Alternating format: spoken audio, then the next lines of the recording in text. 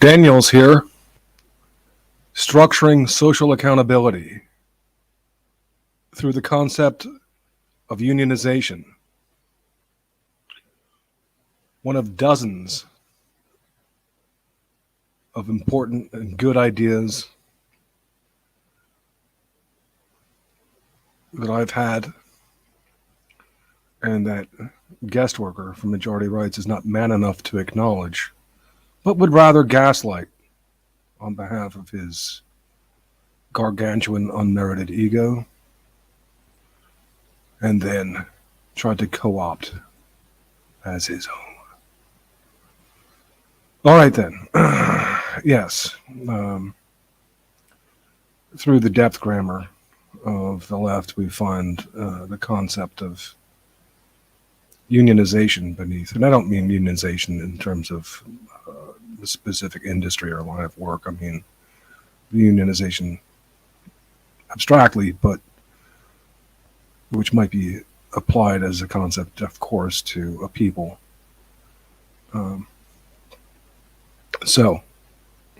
And that concept would structure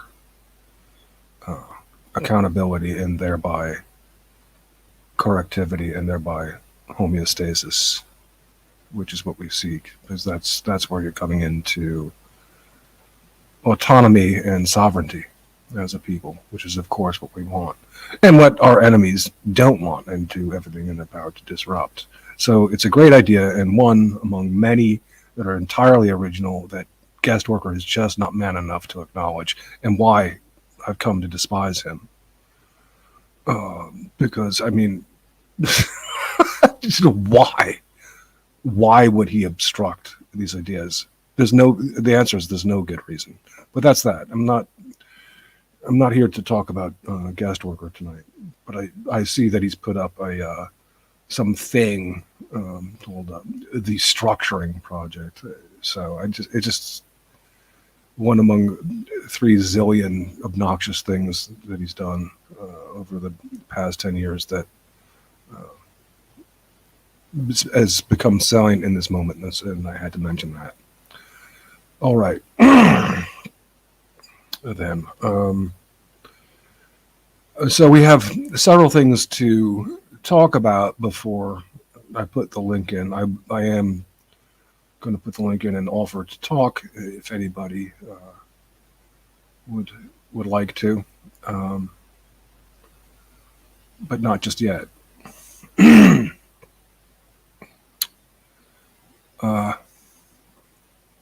Let me know if my sound is okay out there. My vast audience, as it were. Some interesting commentary, of course, on the war in Ukraine. I've kind of fact-checked the so-called Orthodox nationalist, this Raphael Magic Johnson guy, Father Raphael Magic Johnson, this right-winger, grandiose,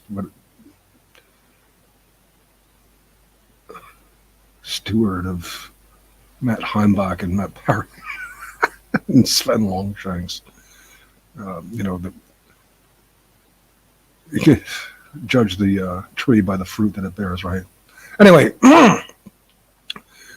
I've looked into some of his claims about the virtue of Putin and Russia in this situation. So that'll be interesting to sort a bit. And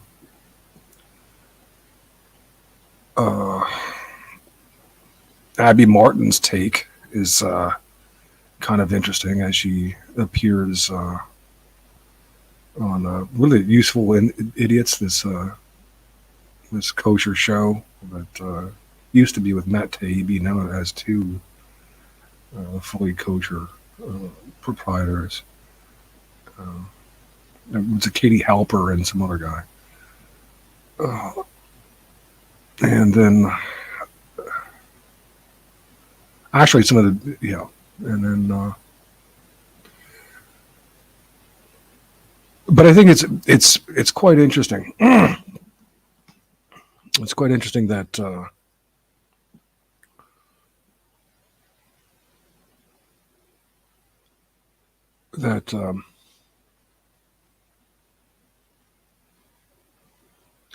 when the amount of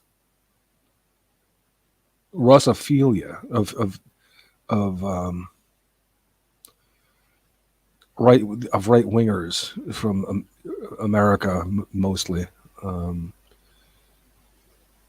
favoring or excusing Russia in this has been surprisingly stupid. Even for them, and they're generally pretty dumb, especially where it counts. And this is like, it's really coming through in this case. The amount of excuse making for Russia has been or for Putin, I should say. I don't want to blame the, even though Russians are criticized for this and saying you can't blame the people. It's the regime. I do see that as largely valid. I don't want to uh, blame Russians per se, although you know they do bear some responsibility.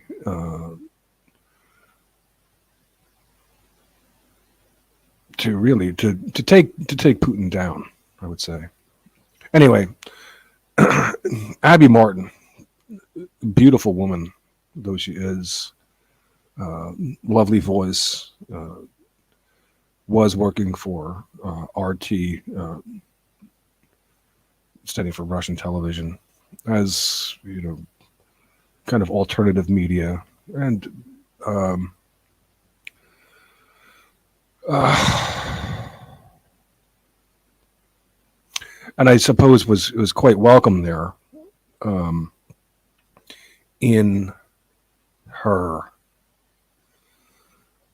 uh, ex or exposés about the culpability of America's uh, politics and military industrial complex, um, engaged directly or by proxy in wars um, all over the place. She says, um, and I don't doubt it. Um,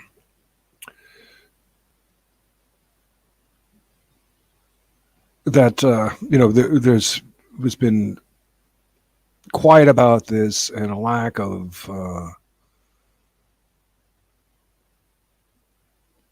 sympathy and outrage from American audiences about uh, the war, say in Yemen, or what's happening to the Palestinians, or um, uh,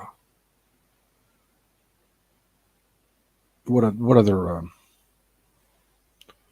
Somalia, I think is one. Um,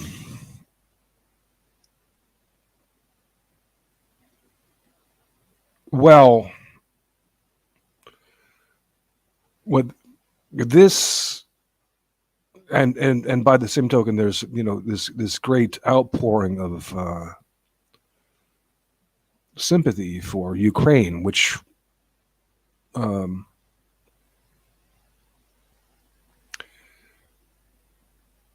she seems to say is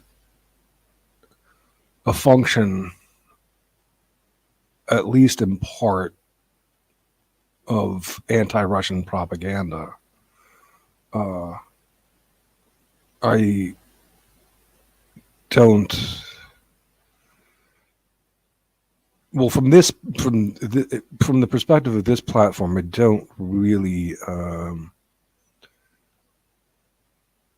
I find her this criticism skewed. Um, it's not that her criticisms of the American right wing leaders, the military industrial complex, and such, should not be criticized and held to account and stopped where they are invading other countries and killing. Um, the destruction of Iraq would be another example of hers, and the wars in Syria.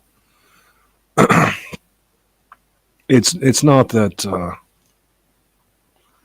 that these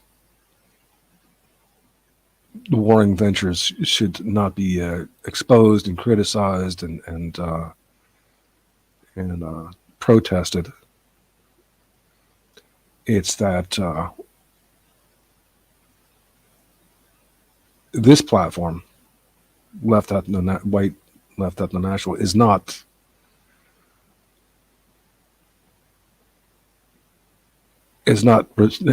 responsible for these things and is not approving of these things at all. It doesn't endeavor to war supreme over other people's brown or whatever else. It would cite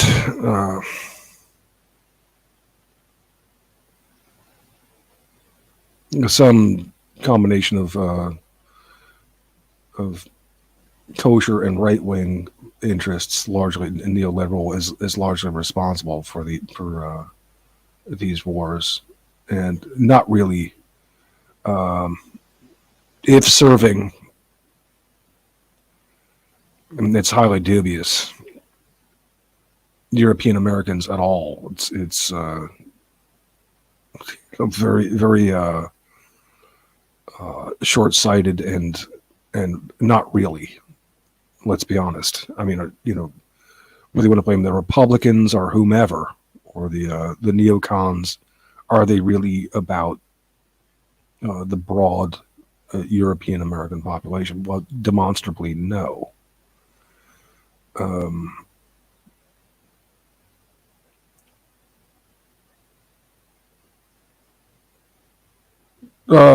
Claire, that's it.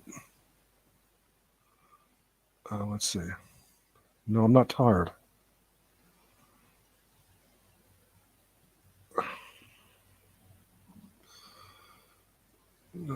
Enough of Claire. Mark Smith, Claire Call brought you here. Well, sorry about that. I don't want to put up with her tonight.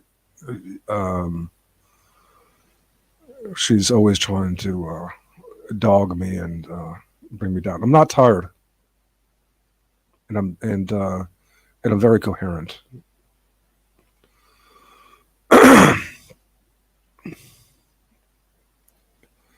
So anyway, this platform is not it's not that we are uncritical and think those wars are okay, and it's not that we don't even only blame Operation Clean Break or Project for New American Century. In other words, though that's going to be one of the first places we look. I mean, if you really want, she blames it on America, of course, and American capitalism. But we would also blame it on on right wingers from America who are just like about themselves and about money and not really wanting to see themselves as accountable. All right.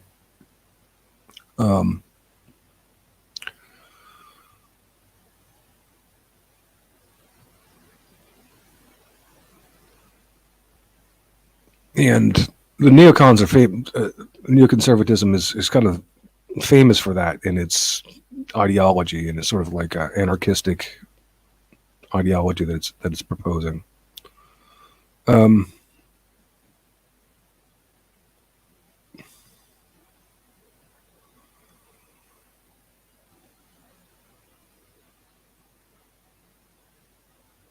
So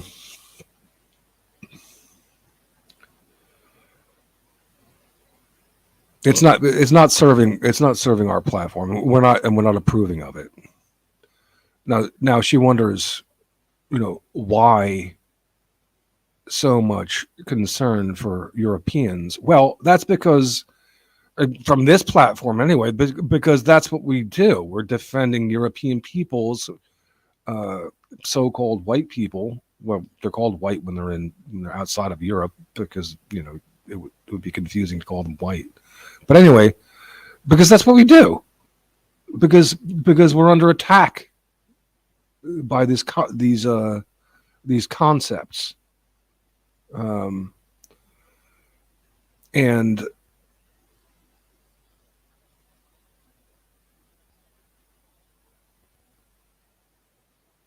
they're closely related. The brethren.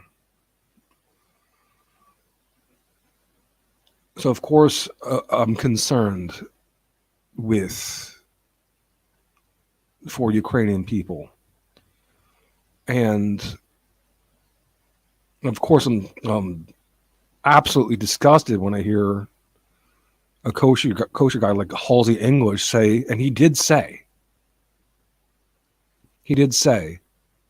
that he doesn't care if Putin or Russia nukes. He used the word nukes Ukraine off the face of the earth. He said he doesn't care about that.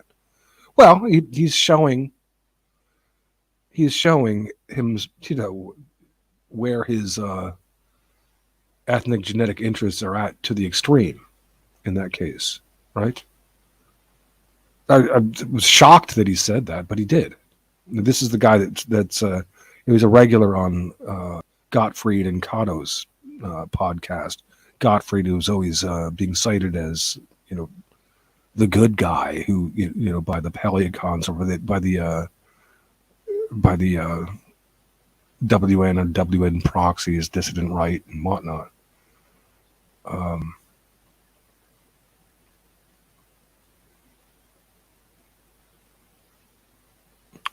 No, I didn't say that he's.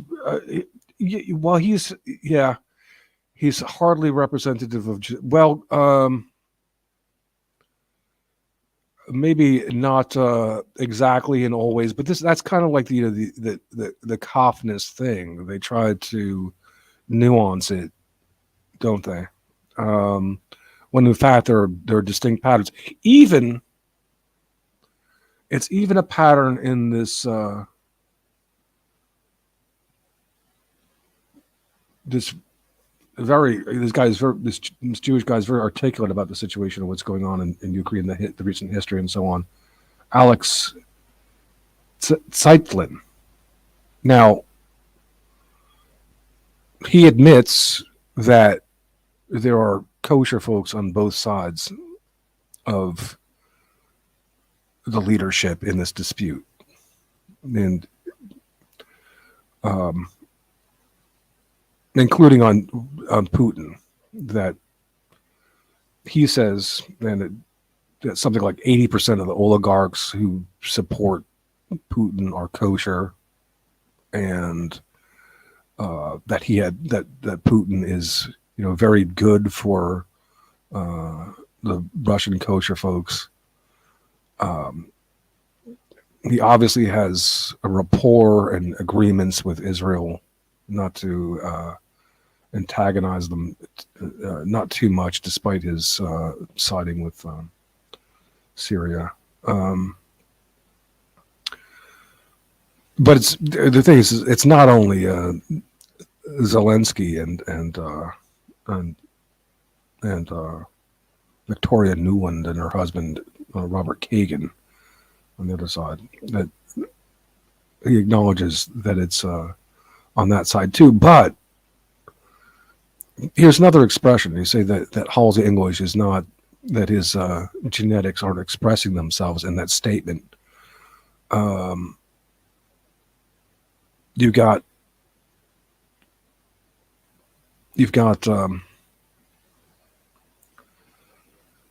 this guy Zeitlin, and he's very insightful about the whole situation.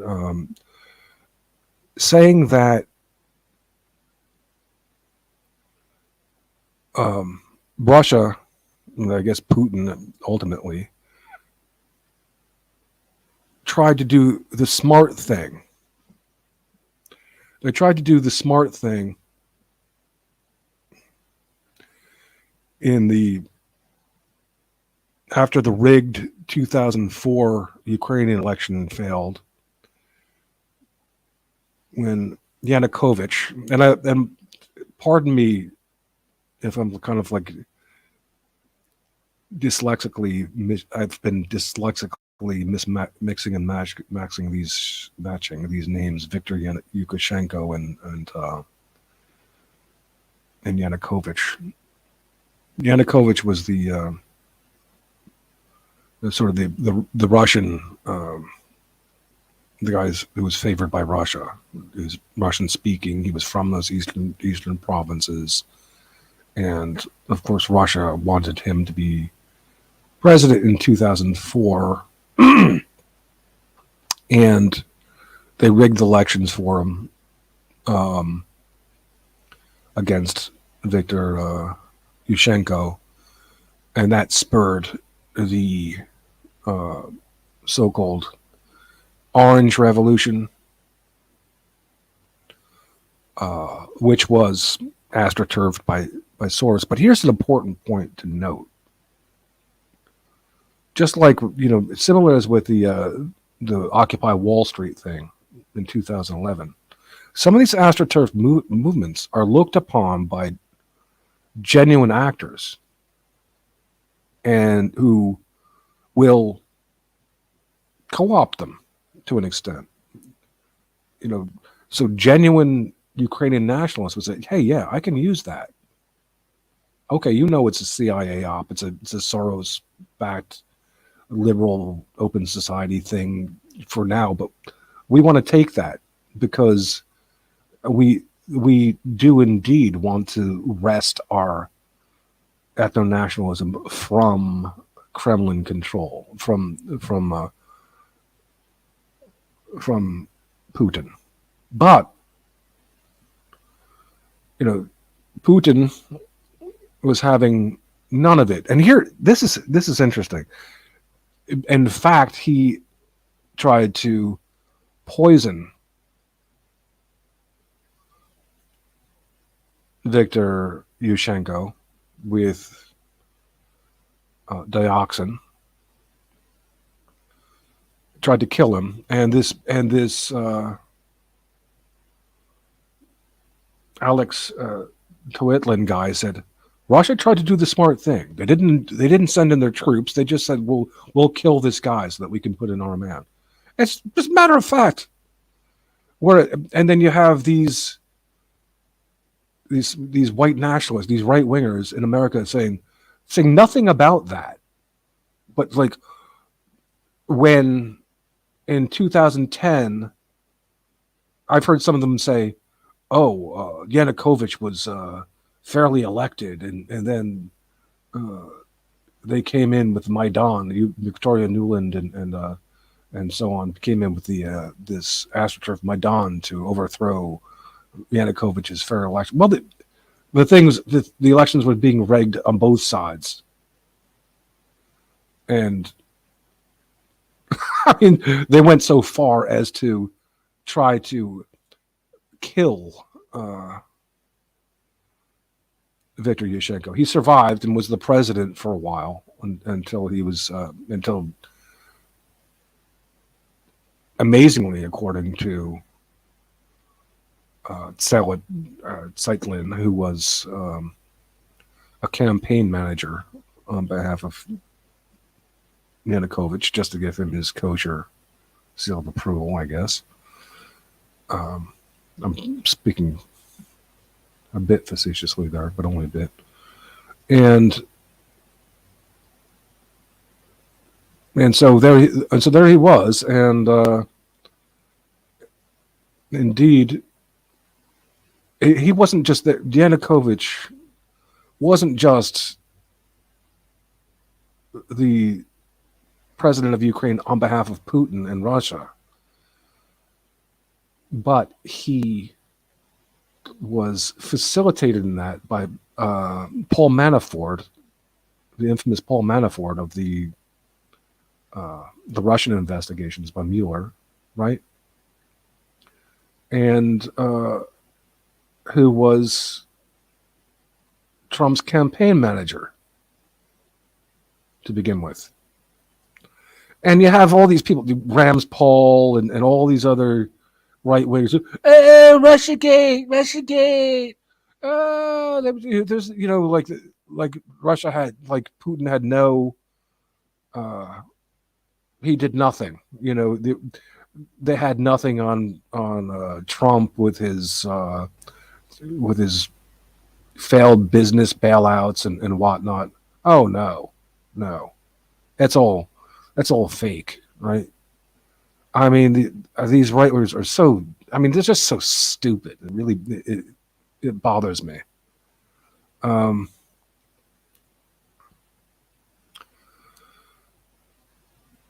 anyway, so there was that, and again, the Maidan was this was not a real revolution. This was fake. This was Victoria Nuland. It's like kosher folks fighting it out on both sides in a way. Um, in a way, but and right wingers are complicit right wingers. And only in the case of Russia, do you have the right wing Putin on the top. Um, I don't. I don't. I'm not saying that he's kosher of himself, but he's got the seal of approval. Um,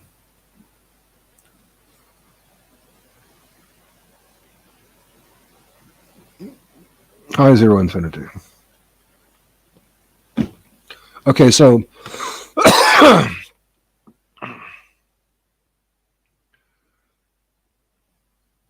if someone like Abby Martin um, wants to say, why do we care about the Ukrainian people here, or why we're because that's our family. Why do you look after your family first? It's not that we want um, Saudi to go in and bomb Yemenis children.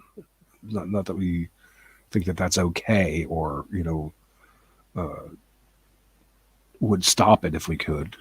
Wouldn't stop it if we could. Um,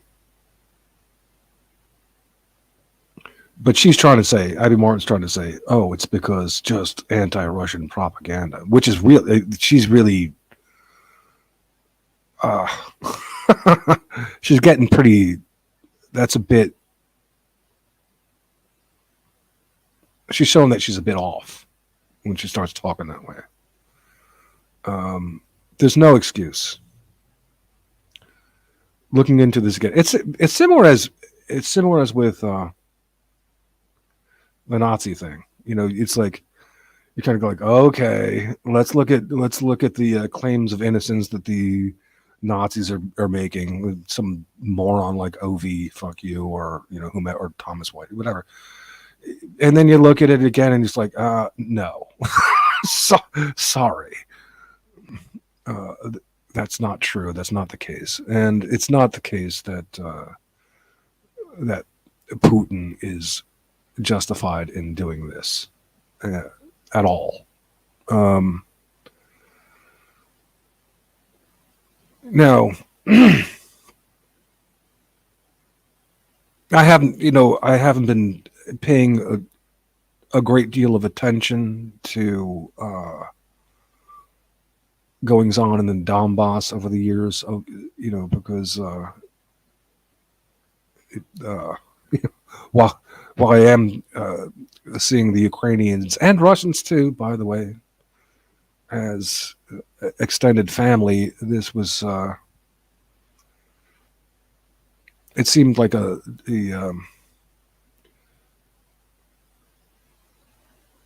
contained battle that was in the hands of the people that I would tend to blame, the kosher and the right wingers.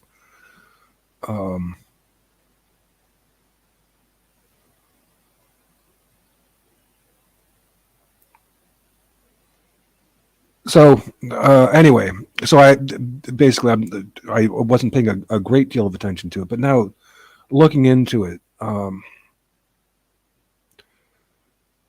and hearing, for example, what the Orthodox nationalist Father Raphael Johnson, who was sort of a colleague of mine back in the VOR days, and I don't like him for reasons.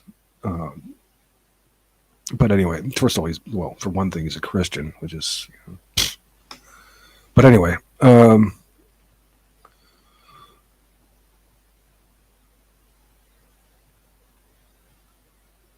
he uh, makes the argument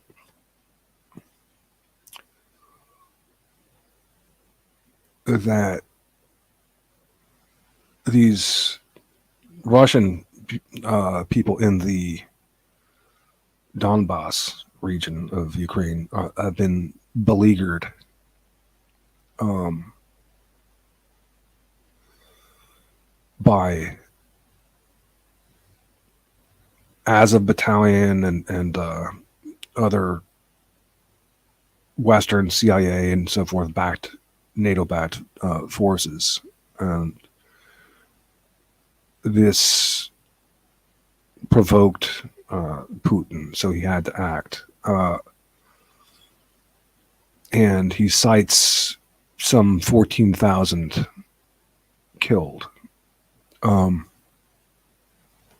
including civilian casualties.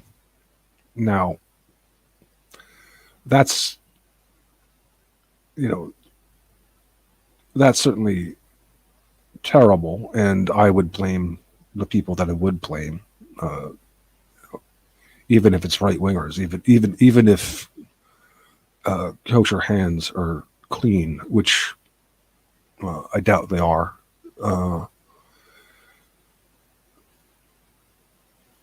This is not something that this platform would advocate at all.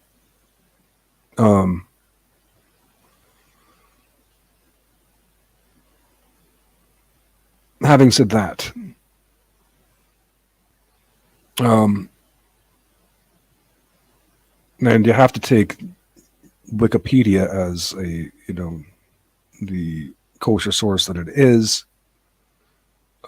But even if it's partly true, even if it's remotely true, the amount of civilian casualties in the Donbass are relatively few, and over 90%, well over 90%, probably over 95% are military personnel, Russian military personnel that have been killed. That's a large number, but there's the very good argument that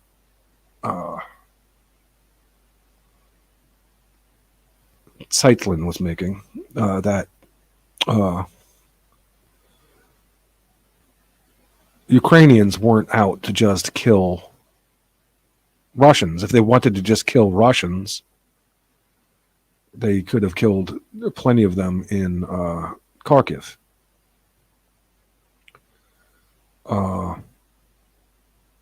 Then there's the rebut. Well, it's a territorial dispute.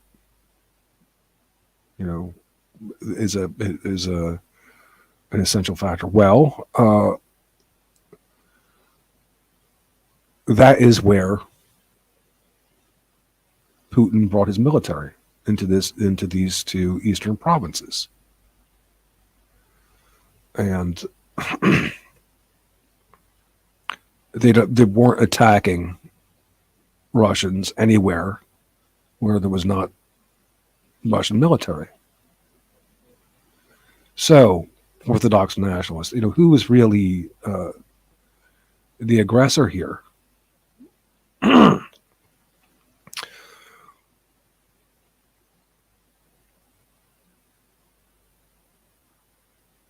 Now,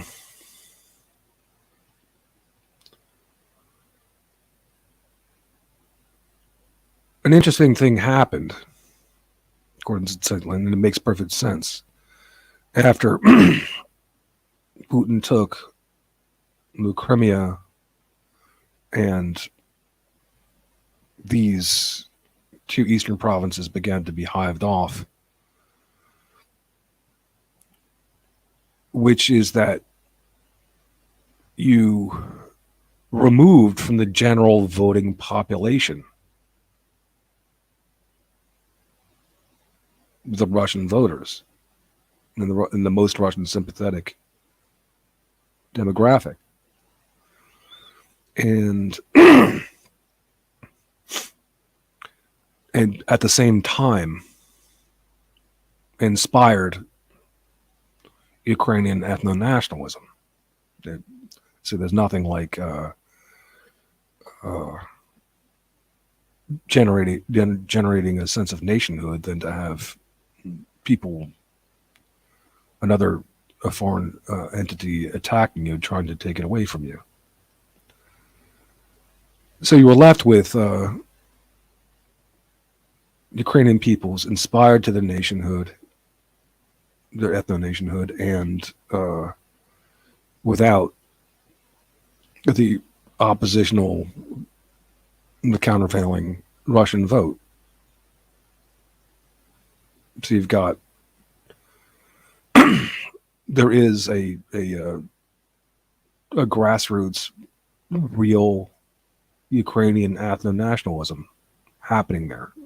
Of course, it's been imposed upon by Operation Clean Break, as it would be by Zelensky,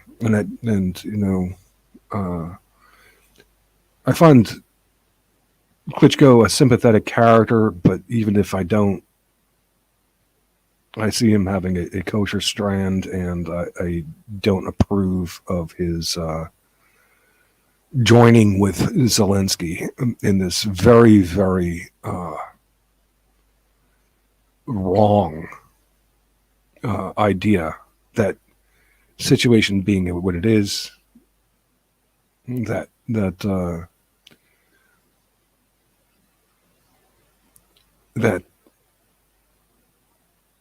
Ukraine should fight a hot war against Russia, because they're either just going to flatly lose or drag with the rest of the world into it, which they're trying to do. And it's gotten really, for the first time, I've become a tiny bit, I don't know about nervous, because I'm just, I'm beyond that now at this point. But, observe that, hey, these people might be crazy. When I hear the way the Republicans are talking, they are actually talking about giving this crazy actor kosher coke freak, Zelensky, they're granting him his no-fly zone, which basically would you're starting to bring NATO into the war. You're starting World War III.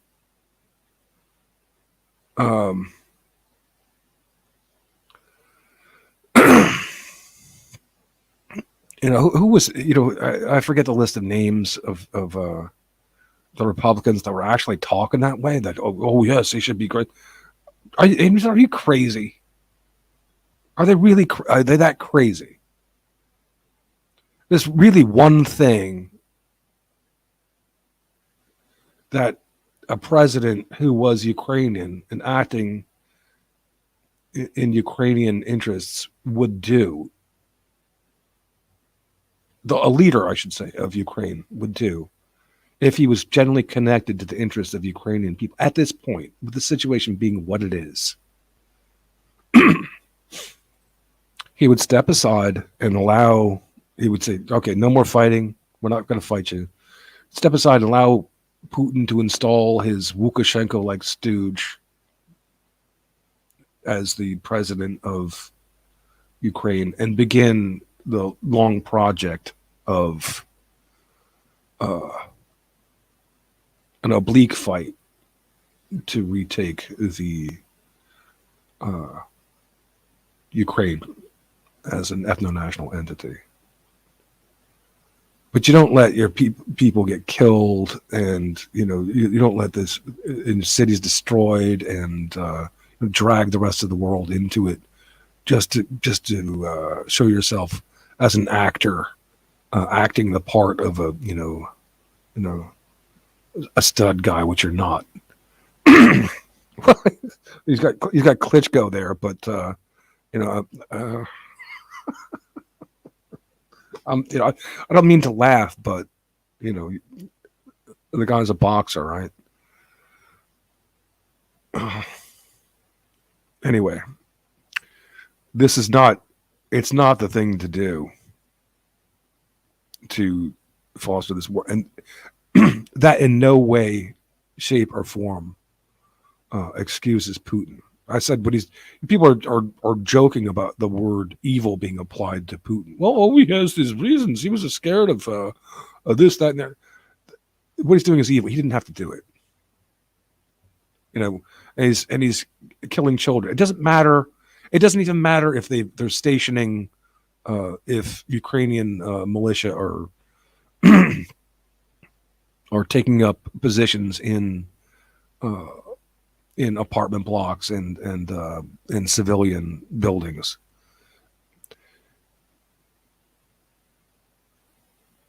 The worst that Putin should have done is to take over these Donbass regions. It's he shouldn't have them, right? It's done. But I think that both he and the West would have looked at that and say, okay, that's not worth fighting over. We're going to call back the Azov battalion, or these people who look upon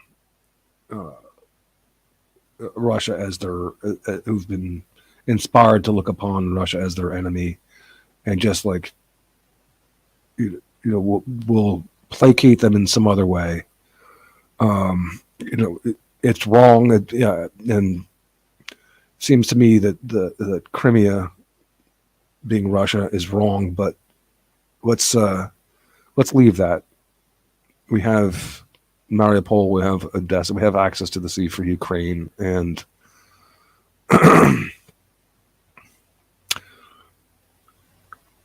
I was reading some because I didn't really know how worth fighting for these regions were in eastern Ukraine, and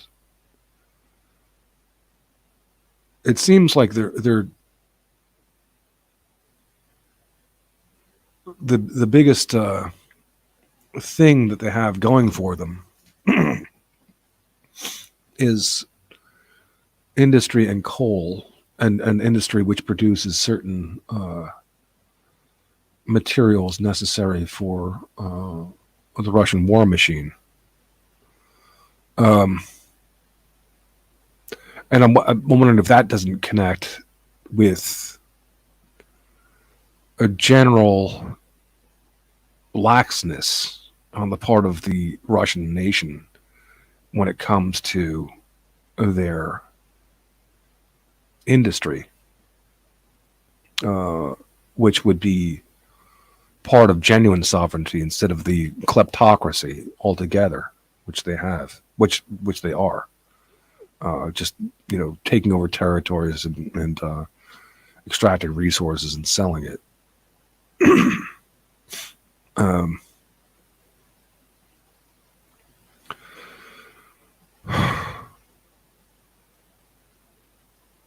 Having said that, the apparently the coal industry is unprofitable, and that area needs to be subsidized. In fact, so in a sense, Ukraine should be happy to give it up. It would be an economic advantage.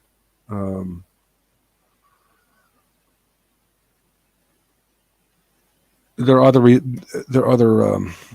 I've heard other arguments as to why they should not do that. That this would be harmful to their overall economy. I guess because of the industry that's structured there. But what I would do is rekindle the industry in the West.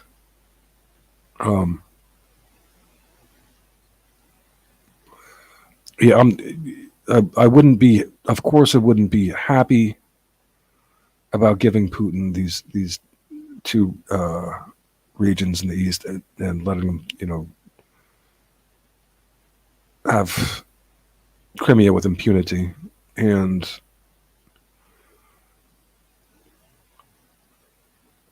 a Lukashenko-like regime in Ukraine. Lukashenko is the dictator of Belarus. For those who don't know, he's a Russian puppet. It's not it's not an altogether happy situation.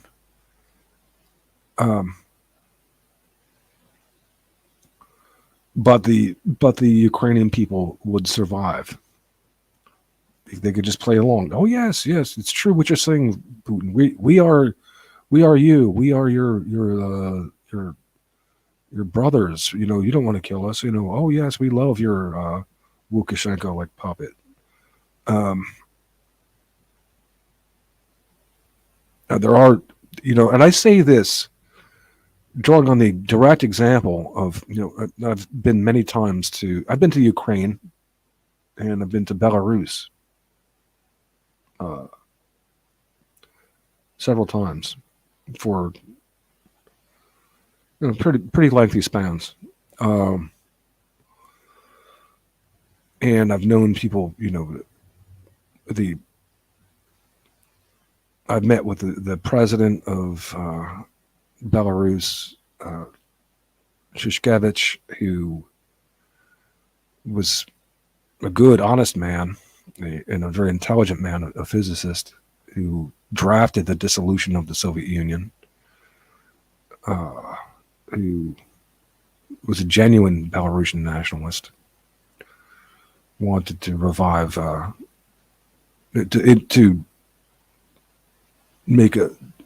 put it into law that Belarusian, not Russian, was the language of the land, to be spoken by the 90% Belarusian, not Russian population of Belarus.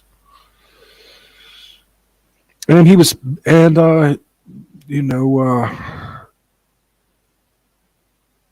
he was taken out of office by a rigged election. I think 93, or I guess it was, and Lukashenko was installed and has been running fake elections ever since. Protests, like the Orange Revolution protests, are met with arrests, and I've known people who've been beaten for hours.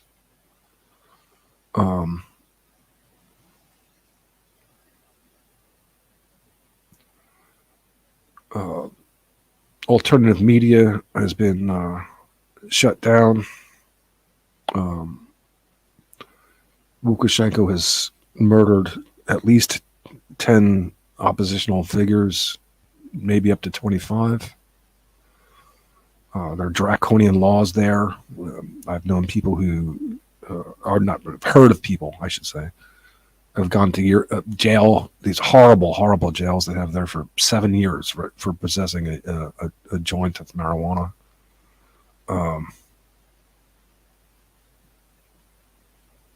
Having said that, and the television is really, it's such retro Soviet propaganda as to be funny. You got on the news, you'll watch pictures of giant tractor combines, collecting the wheat from the fields. This is bread is good. This is tractor is good.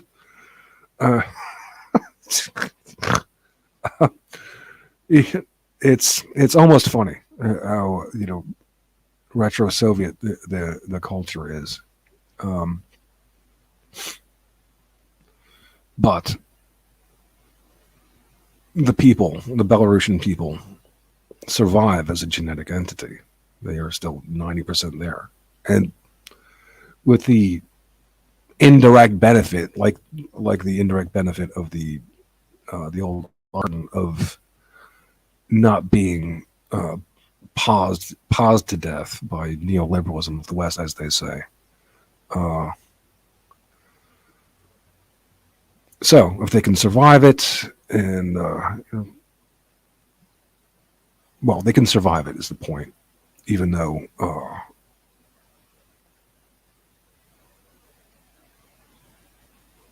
it's a stultifying situation in many regards. And the same thing should that enduring that should be the strategy of Ukrainians now. Zelensky should be taken down, and the man is an utter disgrace in calling for his people to go to war against Russia in this situation.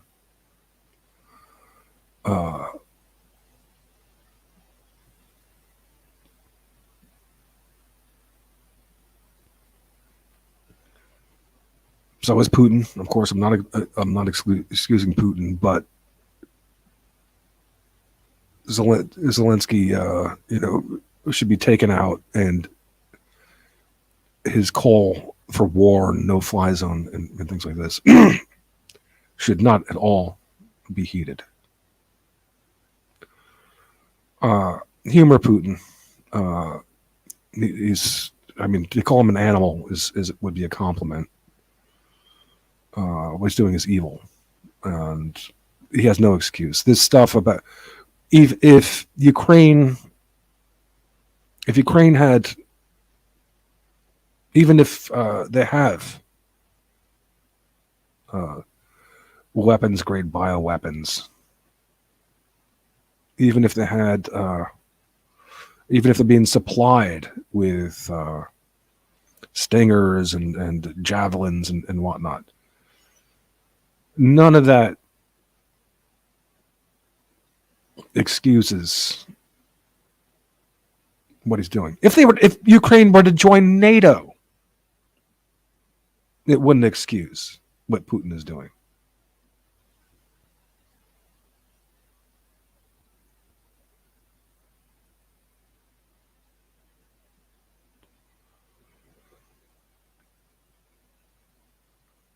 I mean, really,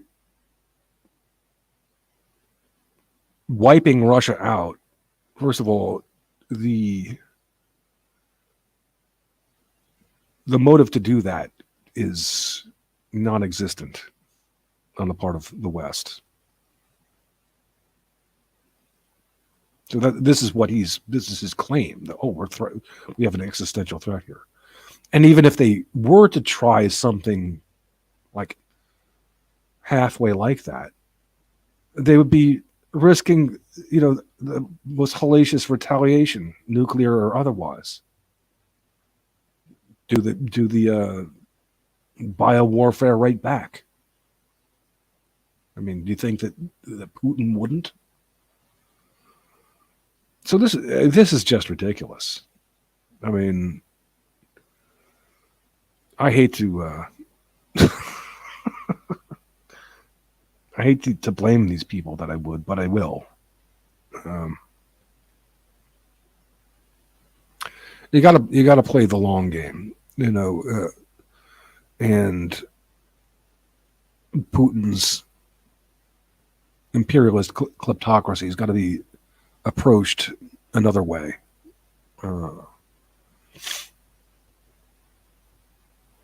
I'm hoping to be able to bring a reasoned Japanese and Korean voice into this. Not one that's eager for. There are constituents among them that are eager for blood. That just like that would look upon. When Hitler said that he wanted to turn Russia into a giant lake, there's some people that would do that. I've come to find, but I'm talking about a reasonable contraction of Russia into an ethno-state, which would be autonomous for its, for its industry, for its nascent industry, not its nascent polycentrism. And for the wealth that was well distributed among the native population, in part by the sale of lands in the Far East, whether it's the northern islands of Japan and what should be the northern islands of Japan and eastern Siberia. Now, perhaps it could be worked out that there could be Russian enclaves in these places too, just as there would be non-Russian. There could be non-Russian enclaves west of Lake Baikal, but that's a consideration to be sorted out by people with better and more responsible will than those who are presently in charge. Okay, then.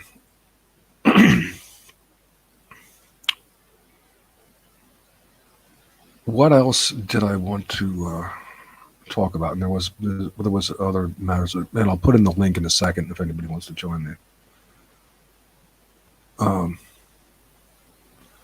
With all these, with this flourish of, or these waves of Ukrainian women coming westward, I'm going to seem like I'm on the bandwagon and putting word out that I'm looking for. Personally, I'm getting to something personal, if I might digress for a second and indulge. Looking for a surrogate, if nothing else. And I say surrogate because I'm, not that young anymore. So, a normal relationship with a woman of childbearing age would be, maybe Frank Sinatra or some billionaire could do that. But I don't. Well, maybe there's some woman who's got a daddy thing and could go for that. And I'm not excluding that either, a normal relationship. But my point is that I need to have a child and to take over my legacy. And I do have some things to share. I can't be too explicit about that. I won't be too explicit about that. But one day, some lucky girl can take that over on behalf of the child that she has for me. Now, I don't expect that to. Actually, I don't really expect that to work out quite this way. But I do want to put that out there, that I'd be willing. I certainly be willing to do that, because I don't know what better to do with my legacy. I can't think of anybody that really want to leave it to besides a child of mine, a biological child. That might be something we get into another day. That was a steep digression. Sorry about that. Coming back to the matters of the day. We talk about the Trump-Manafort connection. We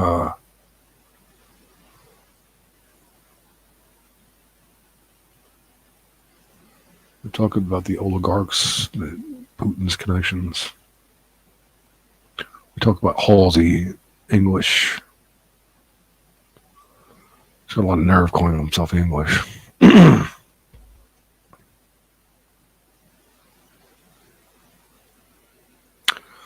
talked about the place to begin. Yeah, these and all these right wingers making excuses for Putin. There is no excuse, and you disgust me, and I'm glad not to be among you. I'm glad not to be dissident right. Glad I never was a fanboy of Putin. Never was. This stuff about him being so, a defender of conservatism against the pause. Well, even if he was a true defender of Orthodox Christianity, which I guess he can be in part. Christianity is liberal in its essence. Maybe the Orthodox have a way to twist it. There's always clever interpreters and charlatans who can wave their incantations over that text, but and make it temporarily conservative. But the moment you have some self-made Martin Luther come along and read the text, he's going to say, "Here I stand. This is telling me to do liberalism." So, Orthodox Christianity is founded on the same misdirecting bullshit as any other branch of Christianity.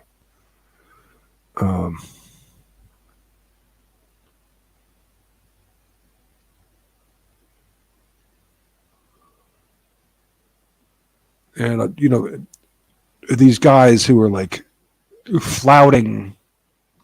Where did they get this term? Russiagate. Rams poll. They're going to call him a Nazi. I'm finding Rams polls take just more and more obnoxious as things come into relief. But anyway, that's him. That's his problem. Who cares?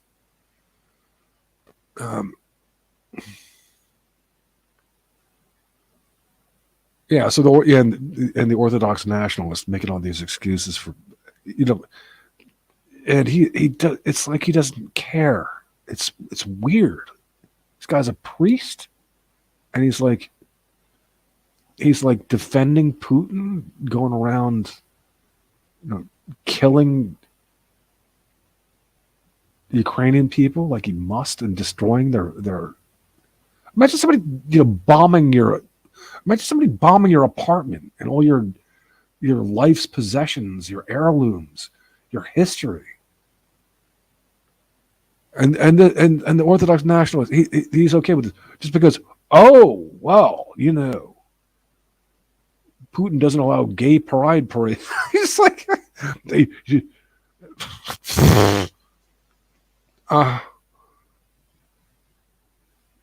would never allow gay marriage there. I mean,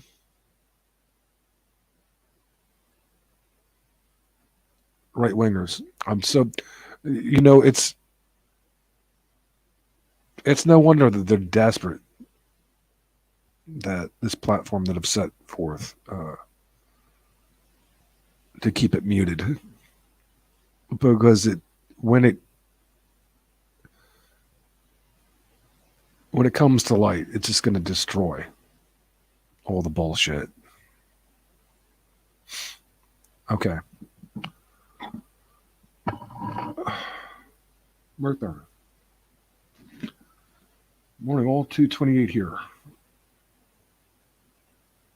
Let's put in the link and see who wants to talk. Meager Per from Sweden is in sync with the platform that I'm offering. I'm eager to talk with him, and he said he would. So one day he'll be coming on, and hopefully it'll begin to generate some cooperation from some people. There's got to be some sanity out there, not just these people like OV fuck you. Oh yeah, and OV fuck you and Conops were on Aaron Amahoud's stream trying to I would say, do an ad hominem on me. Conop's is saying that oh, he doesn't even speak perfect Polish, and he's been there for 20 years. It's like there are reasons why I don't speak perfect Polish, Conop's, and it's not exactly your business coming from given your motives. And what else did he say? Oh, that I. Oh yeah. I asked this last time. He said, "Oh, he cut me off because he spurged out and cut me off when I said this thing that he didn't like." Well, he said that I wasn't being scientific in my discussion of in the concept of the DNA nations, because first he said he suggested that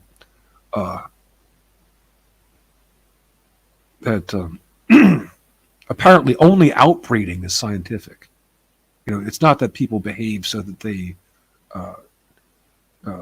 genetically will actually tend to breed with their own kind for the most part, which they will, if you're talking about pure observation. But then, where he becomes totally unscientific is in trying to deny the control variable which borders and boundaries would provide, and to suggest that, I'm not cognizant of the concept of inbreeding, or that, I am looking to maintain 1,000% purity at all times, which is not true. But I do insist, in the name of scientificness, of a control variable, which is a border and a boundary for our people, for our citizenship, so that we can manage our population, our homeostasis. And conops, or spiritual mems, or whatever this asshole tries to calls himself, is saying that I'm not scientific. No, kiddo, you are the one. And you tried to show off to your slut girlfriend, but it didn't work. So I'll ask the question again: who has performed fellatio on more men, you or millennial woes? Maybe your girlfriend has. But that's going some. And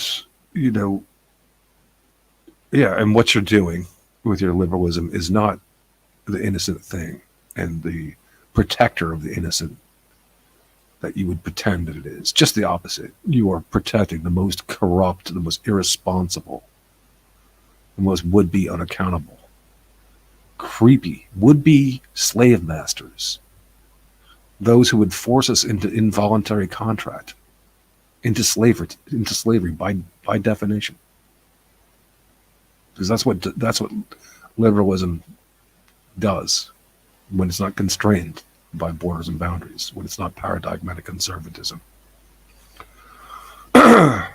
So, screw you, Conops. And could you imagine OV fuck you's back? This guy who literally sits there with his ugly face before a Nazi flag, a swastika. And what was he saying about me? Oh, I don't know. Who cares? Anyway, I'm glad. Just sit there with the in your little whatever place in Bismarck, North Dakota, with your swastika flag, and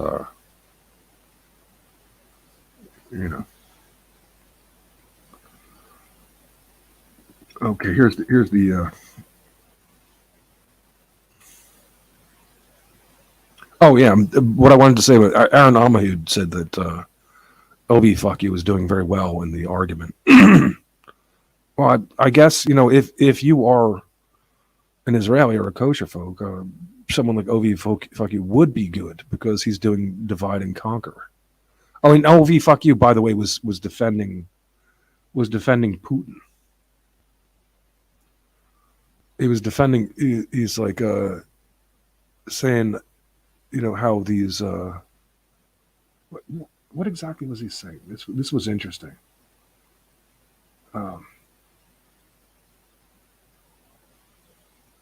but he's among that right wing entourage, which I mean, defending Putin. That's not. It's not as amazing as trying to defend Hitler, but it's in the circumstance, it's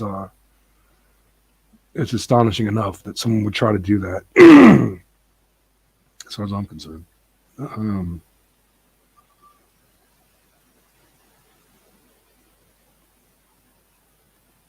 you know, I forgot. I don't care. I don't care what that little dirtbag has to say anyway.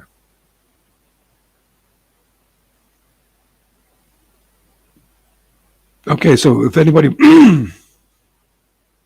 anybody wants to join in,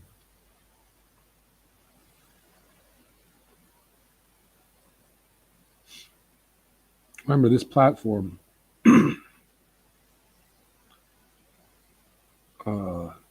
Left After Nationalist is not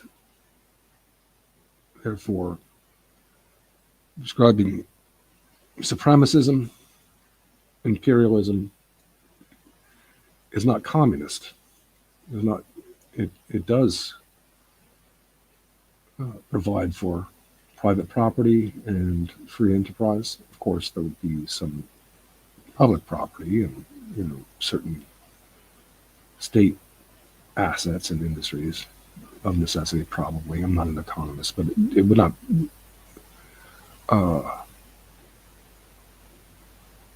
It would not be strive for pure private sector either.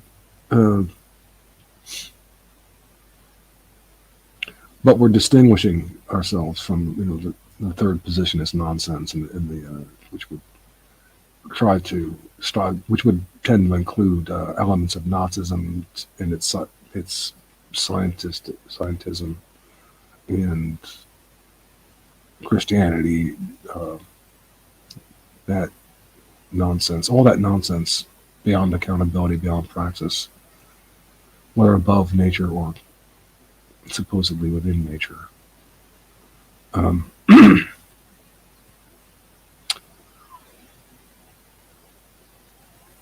We are taking the true postmodern turn, re-centralizing praxis, as Aristotle says, the reordering our political outlook, because if that's out of whack, then all else is for naught. All else is, well, what's happening now.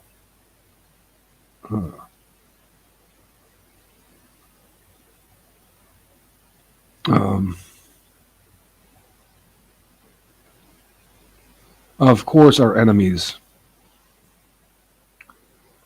are going to try to say that they're going to try to tarnish us with the right-wing brush and blame us for the Azov Battalion.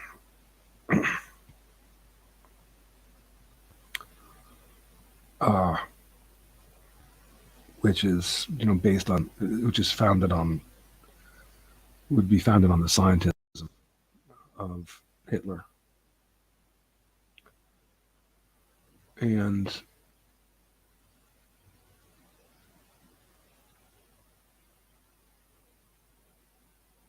well,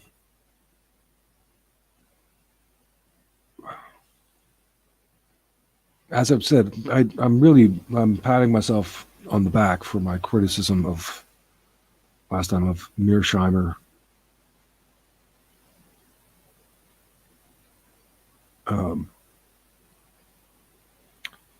Timothy Snyder, and Stephen Kotkin, observing what they're trying to present as the only alternative to what Putin is doing, which is they're trying to say that this red-caped notion of liberal democracy is the only alternative. That it's a perversion of correctivity.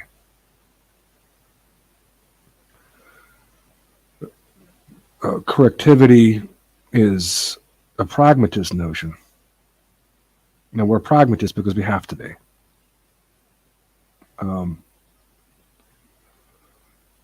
At some point, even your ideals are in some sense pragmatic. Okay, but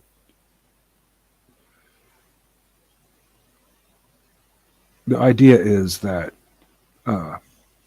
democratic input from different voices would correct mistakes in an ongoing manner to maintain homeostasis. I don't recall the pragmatists talking in terms of homeostasis, but I don't, they certainly could have. But the thing is, as I said, as with any good idea, any idea that would maintain group order amongst the maelstrom and the disorder of weaponized modernity, that they've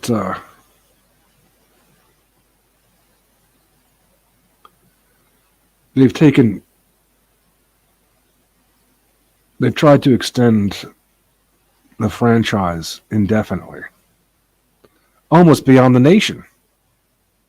In fact, that absurd. Let alone the ethno-nation, even beyond the civic nation.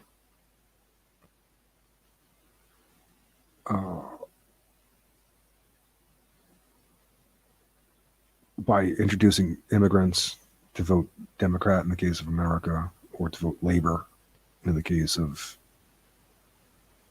England. And with this red-caping of Gadamer's notion of marginals, so that marginals are not people who are within the group and, but towards the margins, who sort of need to be folded back in for the sake of homeostasis and justice. No, they present marginals as those outside the group. That it's so kosher. As those outside the group, or those antagonistic to the group, who really don't want our people to survive, who hate us. They might be of us, but they've come to hate us for whatever reason. They haven't sorted things out, say, the way someone like I have, to see that yes, there are absolutely many bad actors among our people, but they are intelligible, they're understandable as right-wingers, as liberals, trying to justify what they're doing on the basis of pseudo-objectivism.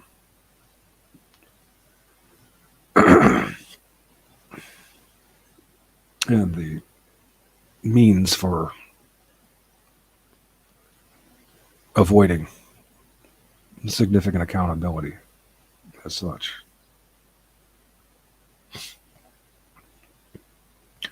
Okay, so we're 1 minute and 25 in. I don't know how long we'll keep it going today, but again, there's the link if anybody wants to join me. No, I'm not talking to you, Claire. That's enough. Go somewhere else. You obviously have never meant well by me, and I know that I'm too much of a softie, and I give people a second and a third chance, and where I shouldn't, and some sooner or later you finally got to learn. You know, Claire, take your act somewhere else. Uh, One thing that always traps me with these sorts, these bad actors, is that I can see how they could be really good. There's a rationale, where they could be an excellent colleague and collaborator, and I find that they won't. So, I've had to learn that the hard way. That trying harder with these sorts doesn't work. I don't. How do I characterize this sort? There's just some people who really just don't care about what I care about, which is defending my European peoples. Um, Again, not that all of a good percentage, maybe even a majority of our people don't deserve it, but innocent until proven guilty, and there are a lot of good people, including Americans. I get so sick of the hatred of Americans that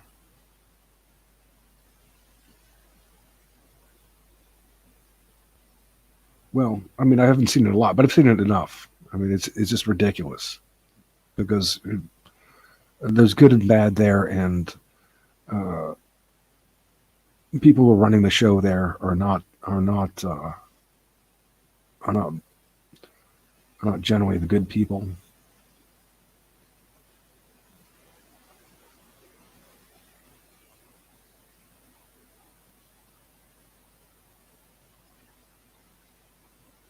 But anyway, the important point that I have to get across is that Zelensky's call for armaments and to continue the fight, his call for a no-fly zone should not be heeded. The guy, if he had any real caring for Ukraine and Ukrainian people, and he's not Ukrainian, he's Jewish, right? If he had any real caring for the people, what he would do is that he would step aside. He would allow Putin to install his puppet, and then allow people to begin working on the project of retaking Ukraine as an ethno state obliquely. Like, the kosher folks are trying. It's not very delicate surgery, but a bit. The kosher folks are trying to make it into a dichotomy between the Azov battalion and the neo-Nazis, and they're trying to say that that's what ethno-nationalism is. Well, not ethno-nationalism, and I heard this guy say literally civic democratic diversity. That's what, when there's a variety of cultures, and you know what that means. We who have any caring for our people, any caring for European children, can't let them come into that nightmare that this guy is espousing, this kosher guy. It's not an either or between civic so-called democracy, or red-caped hyperbole of democratic notion. Again, the democratic correctivity should be governed by the ethno-nation, delimited to those few who can pass tests or understand that the borders are not up for vote, who, and even, and take a modified version of democratic input and correctivity to where it's not exactly this clumsy quantitative voting mechanism.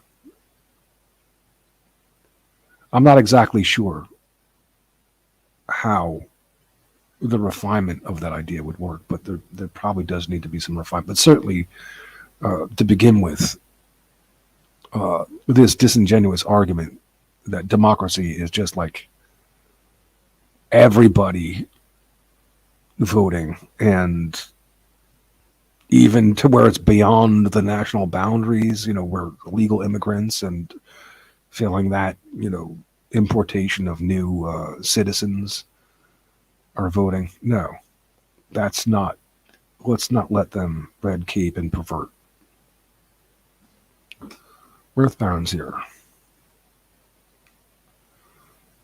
Is that really Mirthbound, or do we have someone else? Hello, no, it is me. It is good. Donald Troll. What was That's the Orthodox nationalist saying? What was he saying?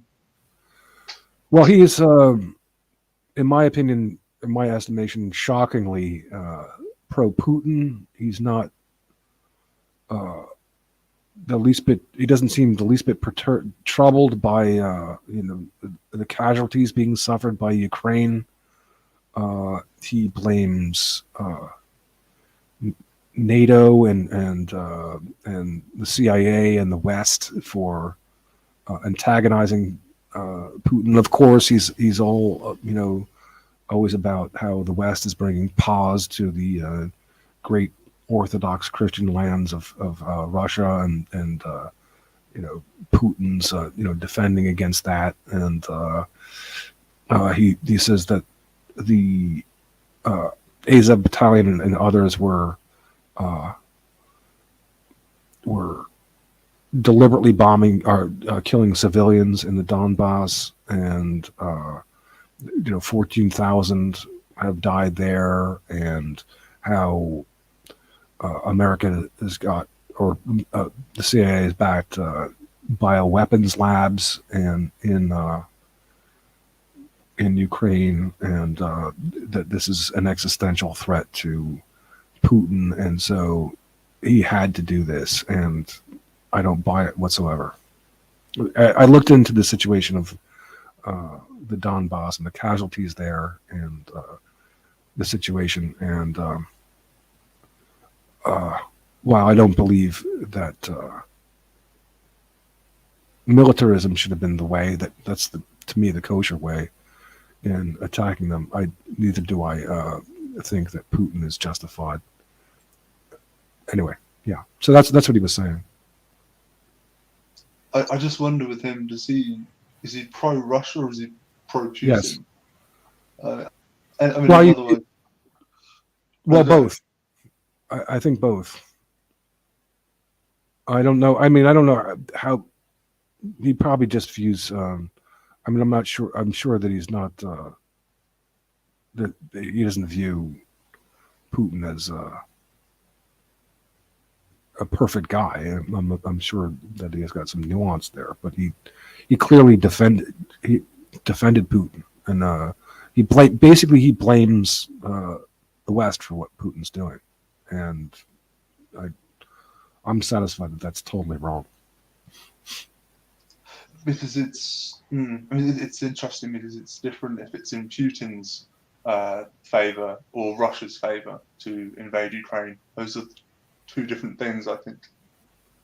Well, I mean, how is it in Russia's favor to invade Ukraine. Oh, I'm not saying it is. I'm just saying. I'm saying that's the question I have. I would have for him. Oh yeah, okay. Hmm.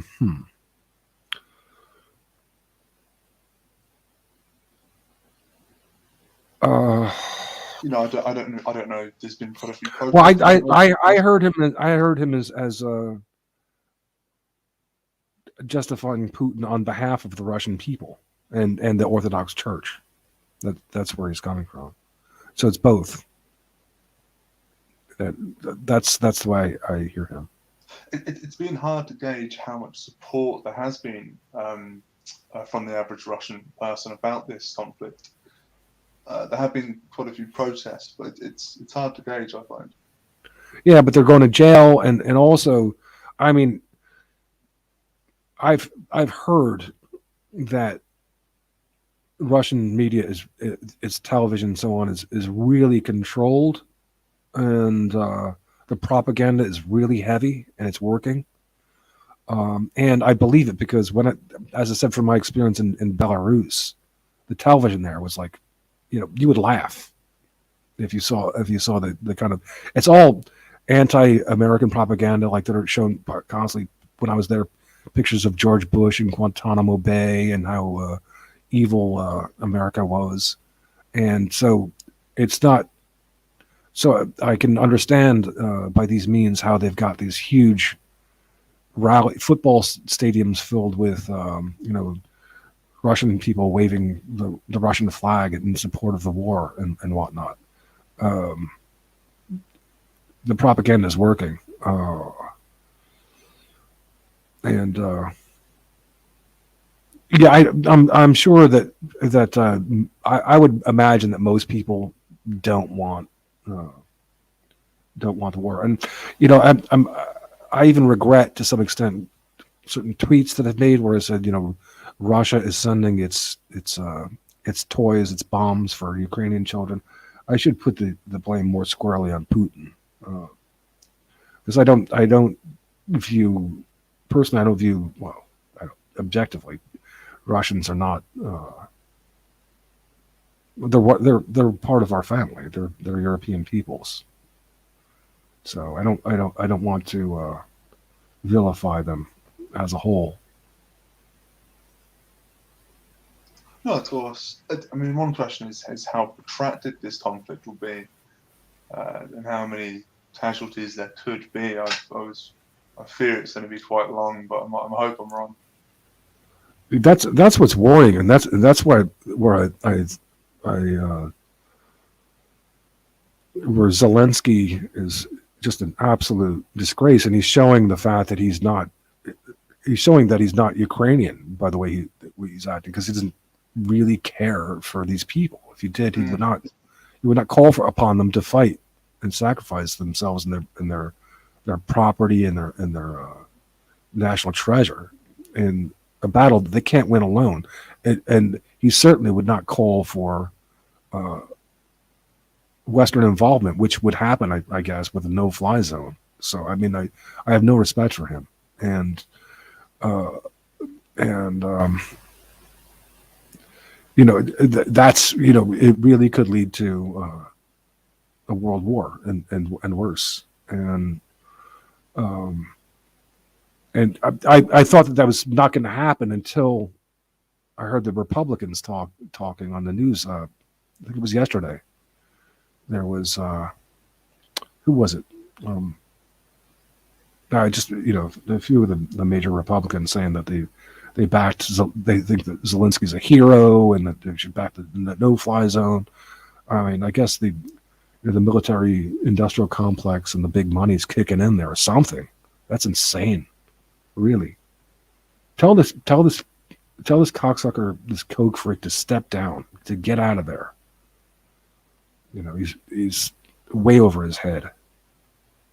He's doing the thing where he's in his military kit and he's got a helmet on and he's sort of talking to the troops. And the idea is it's almost like it's like from when Prince Harry was in Afghanistan, was it? We had this massive cookery and he was like, yeah, I'm on the front lines. Of course, he was protected by huge sort of cadres of elite troops and this type of thing. I don't know. I haven't actually been following it. I've been quite busy and a bit jaded by it all, to tell you the truth. I'm in a few Discord But servers, and you I can, post. yeah, you have to pace yourself. I mean, it's just, but like I said, I think that this is, I mean, what I've seen of what happens with this puppet Lukashenko in Belarus leads me to the conclusion that that's what that for a time, obviously it would be better if they could somehow have headed it off to begin with and just retaken their ethno nation more smoothly. Hmm. But they've got this is the way to do it most safely. Because even if you're not losing your life, even if your property is destroyed, how would you feel if your apartment, your house was bombed and everything that you had over your lifetime was burned? This is like it's hard to even imagine having to cope with that alone. Oh, and especially as you talked about earlier, more precious things like heirlooms or very old things or sentimental things. Absolutely, and national treasures as well. This is and all the man hours that have gone into this architecture. You know, it's just uh, what these people are thinking. It's really beyond belief. It's crazy. It's so crazy. And then these right wingers backing. It's like backing Putin. Like I mean, you know, oh, Yanukovych. I always mix up these. I can't get these names straight. The oh, he was a freely elected in 2010, and he was really okay, and Victoria Nuland trumped up this Maidan, which she did, and they put Poroshenko in. Um, but the guy was put in there by Paul Manafort, who was this guy who was getting money from kosher Russian oligarchs and in cahoots with Donald Trump. You know, I hate to criticize Trump, but because I'll sound like a liberal, but you know, if the shoe fits, There's a lot you can and criticize about Trump. it certainly is, and you know, he was indeed doing a little Russian thing there. It had a little Russian connection there with Manafort and let me get his name straight again. Was it Yanukovych and uh, Yushchenko? Yushchenko was the guy who was semi reasonable, who would have won the election in 2004, and you never hear the I hear these right wingers saying, "Oh, Yanukovych was freely elected, and there Victoria Nuland took him out." Well, first of all, Paul Manafort was backing him, and Putin was backing him, and the kosher oligarchs were backing him. And when they fixed the election for him in 2004 against uh, Yushchenko, and when they protested with the Orange Revolution, uh, they tried to poison. They poisoned Yushchenko with dioxin, Agent Orange stuff. It didn't quite kill him. They tried to kill him, and so they're saying that this guy was like freely elected. They're complaining that the Ukrainians wanted to take Yanukovych out. Um, Suddenly they believe in this sort of phony plutocracy we have. It's ludicrous. They don't understand that it's on both sides. That, that there's it's on both sides that these are puppets being put in there, and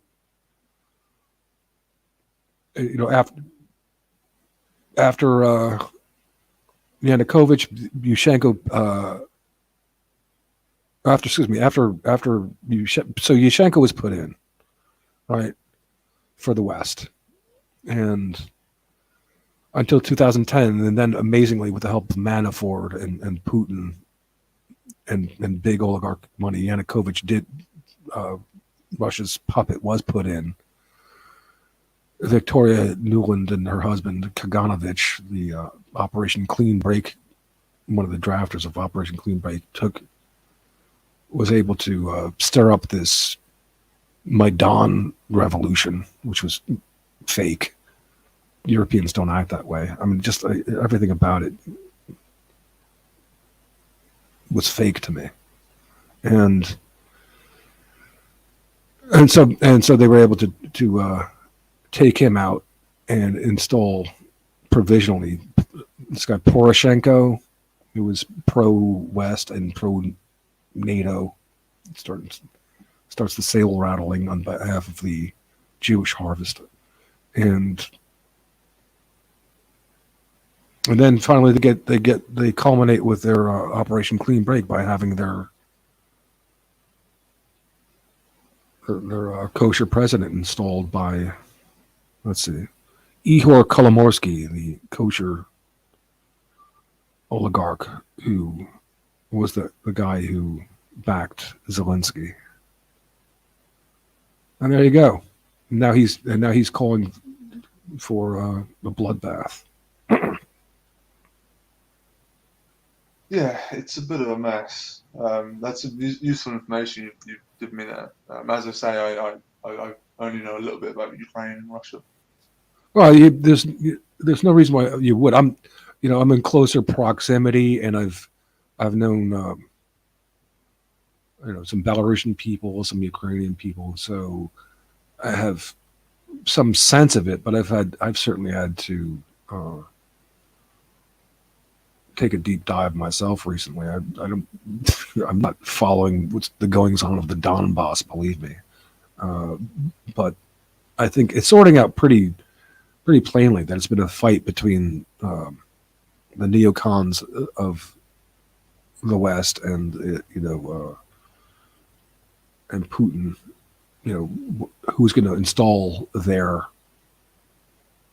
puppet? It's been a back and forth like that for a while. You find like the trend now with nationalists is because the West is so sort of decadent and awful that they support almost anything that will sort of bring down the regime. No matter. Yeah, and I understand that. I understand that when you're inarticulate of the situation. I was quite susceptible to that kind of thing myself. I might have been, in my early 20s, I might have been saying myself, yeah, go Putin. It's when you're tortured, as those, I don't know about England, but I found America to be torture as a white guy. I've heard it's unbearable. I guess it depends on where you live, and obviously if you have to go to university and what have you. But I found it unbearable. But I have so for decades. I found it was getting unbearable. It was very uncomfortable in the 70s, and it started to get unbearable in the late 80s, but really became unbearable by the 90s. I can't understand these people who say that the 90s were like, somehow the last okay decade. They were horrible because not only did you have PC every bit as virulent as it is now, and it's anti-white stuff, and it's white men hating stuff, but you didn't have the internet to talk back and to find any sort of camaraderie. So it was total nightmare. The 90s were horrible. Yeah, the internet is, I mean, for all its ills, being able to communicate with people is so useful. It is a big help. It's tragic for me personally that I didn't have it sooner in my life. But it would be a lot better. Life is definitely better with the internet. I can say that. Yeah. I mean, It's, go on. and I was just going to say, I'm part of some Discord groups, and Wait, it's just say that really, again. I didn't follow that. Say that again. so I'm part of some Discord groups, and they post some quite interesting things. Do you know Apollonian Germ by any chance?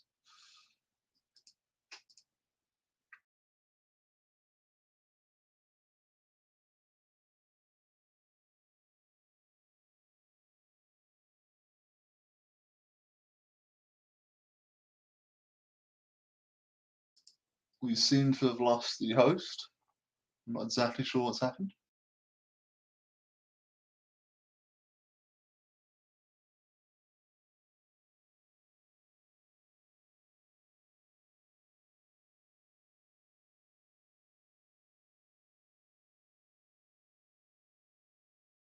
Putin, he's sent in the Spetsnaz. It's only a matter of time for me now. He's probably just had an internet break, I think, I would assume.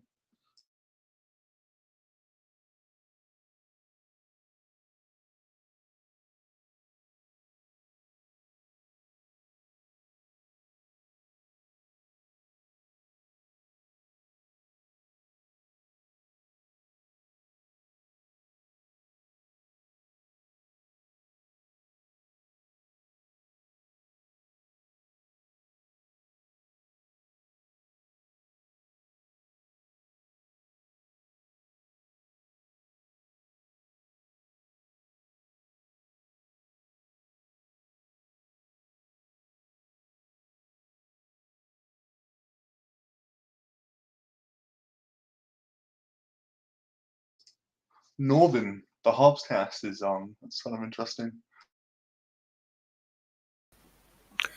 Sorry about that.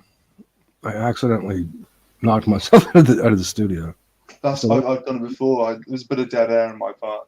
Thank God there were no sort of super chats or what have you. Jeez. No, I was just saying, I'm on some Discord groups, and it's just really interesting what they post. Have you heard of Apollonian Germ by any chance? no, He's, and go so on. he's just an interesting guy. He's into his philosophy, but he's got one called the Germ Garden, Germ's Walled Garden, and it's just really interesting. They post art and they talk about politics, and you get a lot of the kind of Hitlerians and what have you, but it's still interesting stuff. Hmm. Yeah, I mean, I I haven't um, been able to identify a community Discord or otherwise that I could relate to. I'm still gun shy about the whole notion of community, even online, which is much better than in real life because you can be more selective about how you uh, who you who you're dealing with. Um, uh, but the concept of community in real life is, in my experience, uh, a disaster. You're going to be thrown into a cage with uh, crazy people, in a word, and you know destructive gossip mills. But I know maybe I'm not doing justice to what you're trying to say, which is that you've found some worthwhile Discord groups, and well, I mean, maybe maybe I can give you my email, and you can tell me where to go to talk to some worthwhile people, because yeah, I'm definitely interested. I can do that. I mean, I think with the Discord, you'd probably have to set up your own and probably hand-pick people, really. Because, I mean, ultimately, it's unlike real life. You can have anyone. It's like, remember when Conops came and he used my name? He didn't Ah, even imitate the avatar. that's a Someone problem. should to come on Discord and there's some bad actors on there. Anyway, I do have Discord. I haven't used it though, almost at all. Uh, I have Discord, and I had what's the other thing? Telegram. I had Telegram, but I never used that either for some reason. Yeah. But I don't know. Is Telegram dodgy? Some people. To be honest, my understanding, anything online is sort of dodgy, really. Yeah. Ultimately. Yeah. Well, I'm gonna, I'm gonna be talking to my friend Per Norden from Sweden soon. Uh, he's definitely one of us. He's definitely in line with us. He understands. How do you spell that name? I'm just trying to think if I've heard of him. Nordin. Per. I don't think that he would object to my using his name, but I think it's safe to do that because not doing any of the ultimately stigmatic things here, not advocating violence, not denying the Holocaust, things like that. So it should be okay, even if for some reason it isn't. It should be. No, I mean with them and therefore with him. I don't think, we're just trying to basically defend our people here. So. Well, indeed, although that is essentially illegal. Yeah, I know. I mean, but that's more for me, I'm willing to I'm willing to take a stand there. But maybe I shouldn't extend that prerogative to Per. But I think I've talked to him enough, so I think that he's okay. He's going to go by his real name anyway when he comes on. He's a good guy. I can tell you about Discord. I know there was a police intervention, and they had logs of everything, to my understanding, everything that was posted in Discord. Yeah, that's why you got to be really careful. I think computer hacking from the NSA and GCHQ in this country is much more easy. I think you have to have a computer that isn't connected to the internet for it to be private. I think they might still be able to hack in. Like, if they really want, they can always send in the police and just retrieve it. Oh yeah, I mean, I go with the concept. I've always gone with the concept, the same one as TT, that I just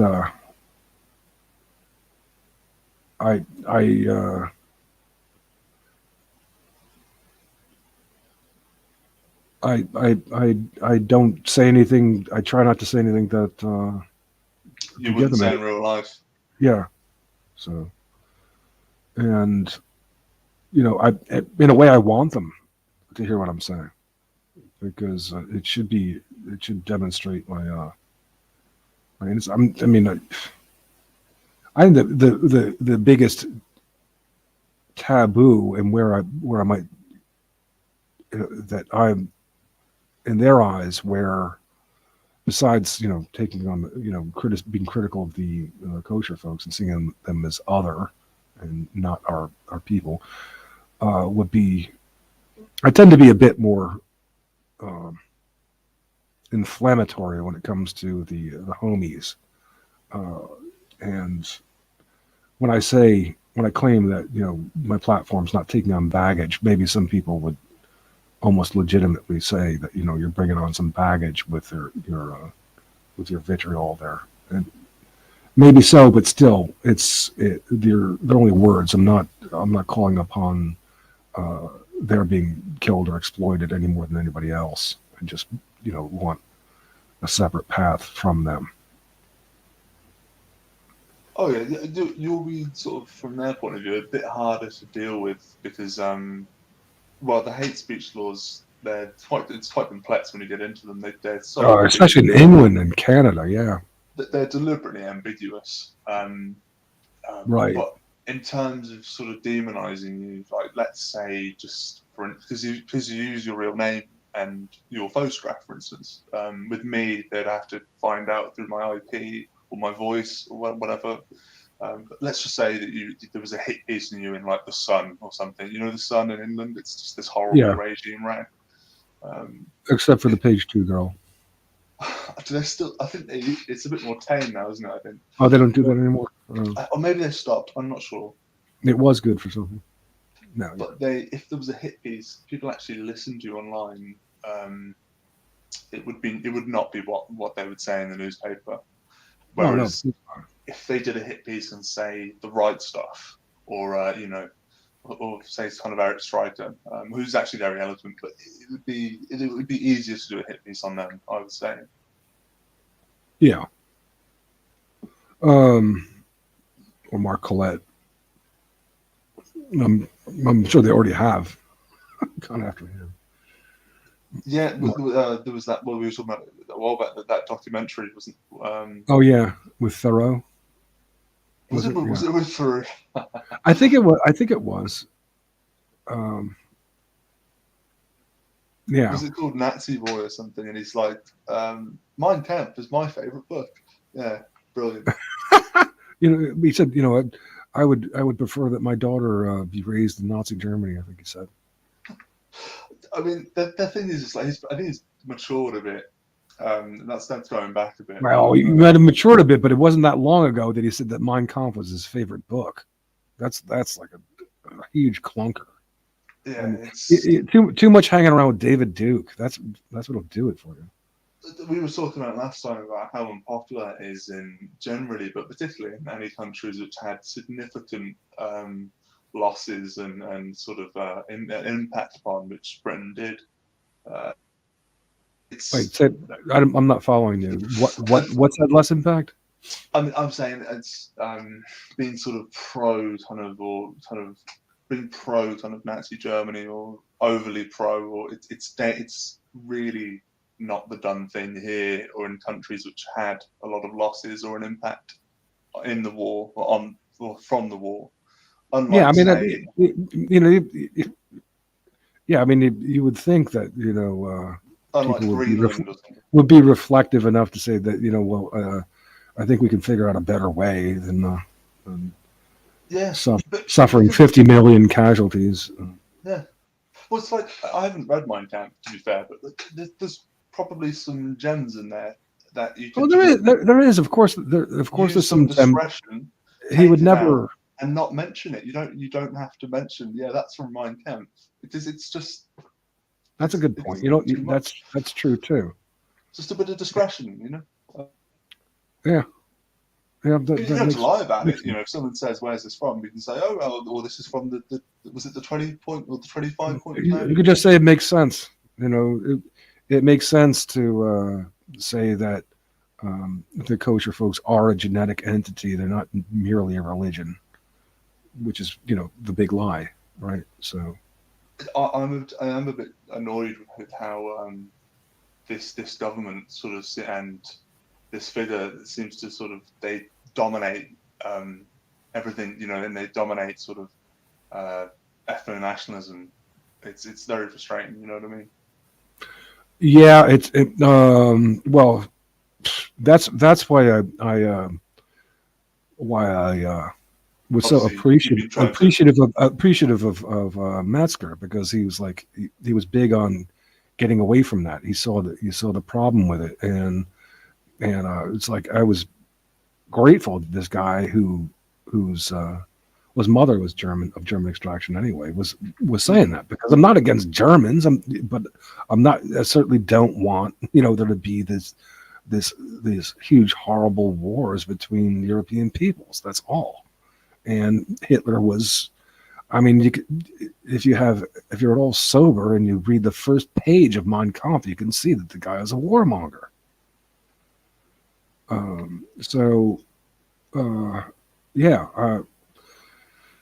Yes, of course he was intelligent. Of course he had good things to say. He would never have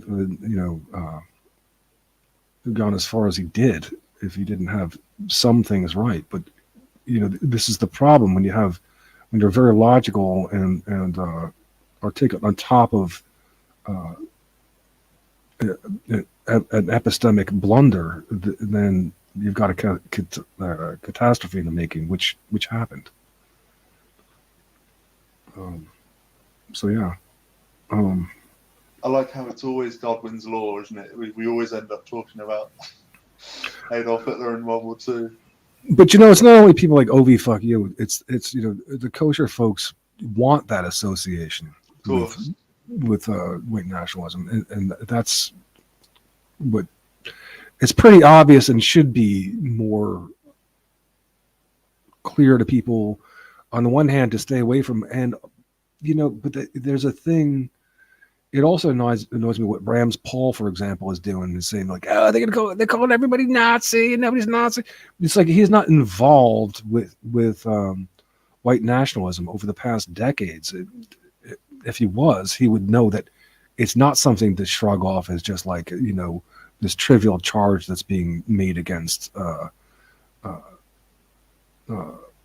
white advocates, because some of them are true believers and they're a problem in their association, and they're uh, and also for me personally, the kind of antagonism that have been up against by them, like when I'm not even against German, I'm not against Germans, I'm not against German nationalism, just what the fuck, you know, because I don't love because I don't love Hitler, because I don't want to, die because of this guy, thinks that,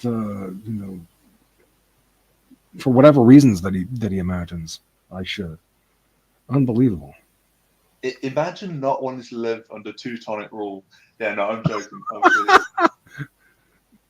What was I going to say? If you've seen American History X, have you? I haven't seen it. I just little dribs and drabs, but I know that the one character was supposed to be based on Metzger. Oh, is that so? That's And interesting. he was actually consult. He was paid money to consult for that movie.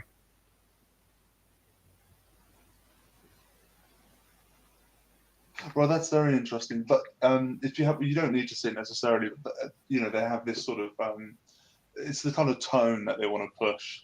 Very kind of angsty.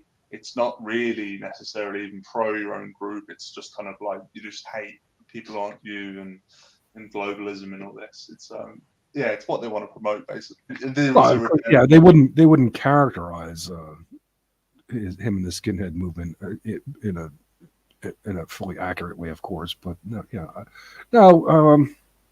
Edward Norton's decent in it. He plays the main antagonist. He has this quote unquote redemption arc where he sort of, he feels guilty and he goes on like a path of redemption.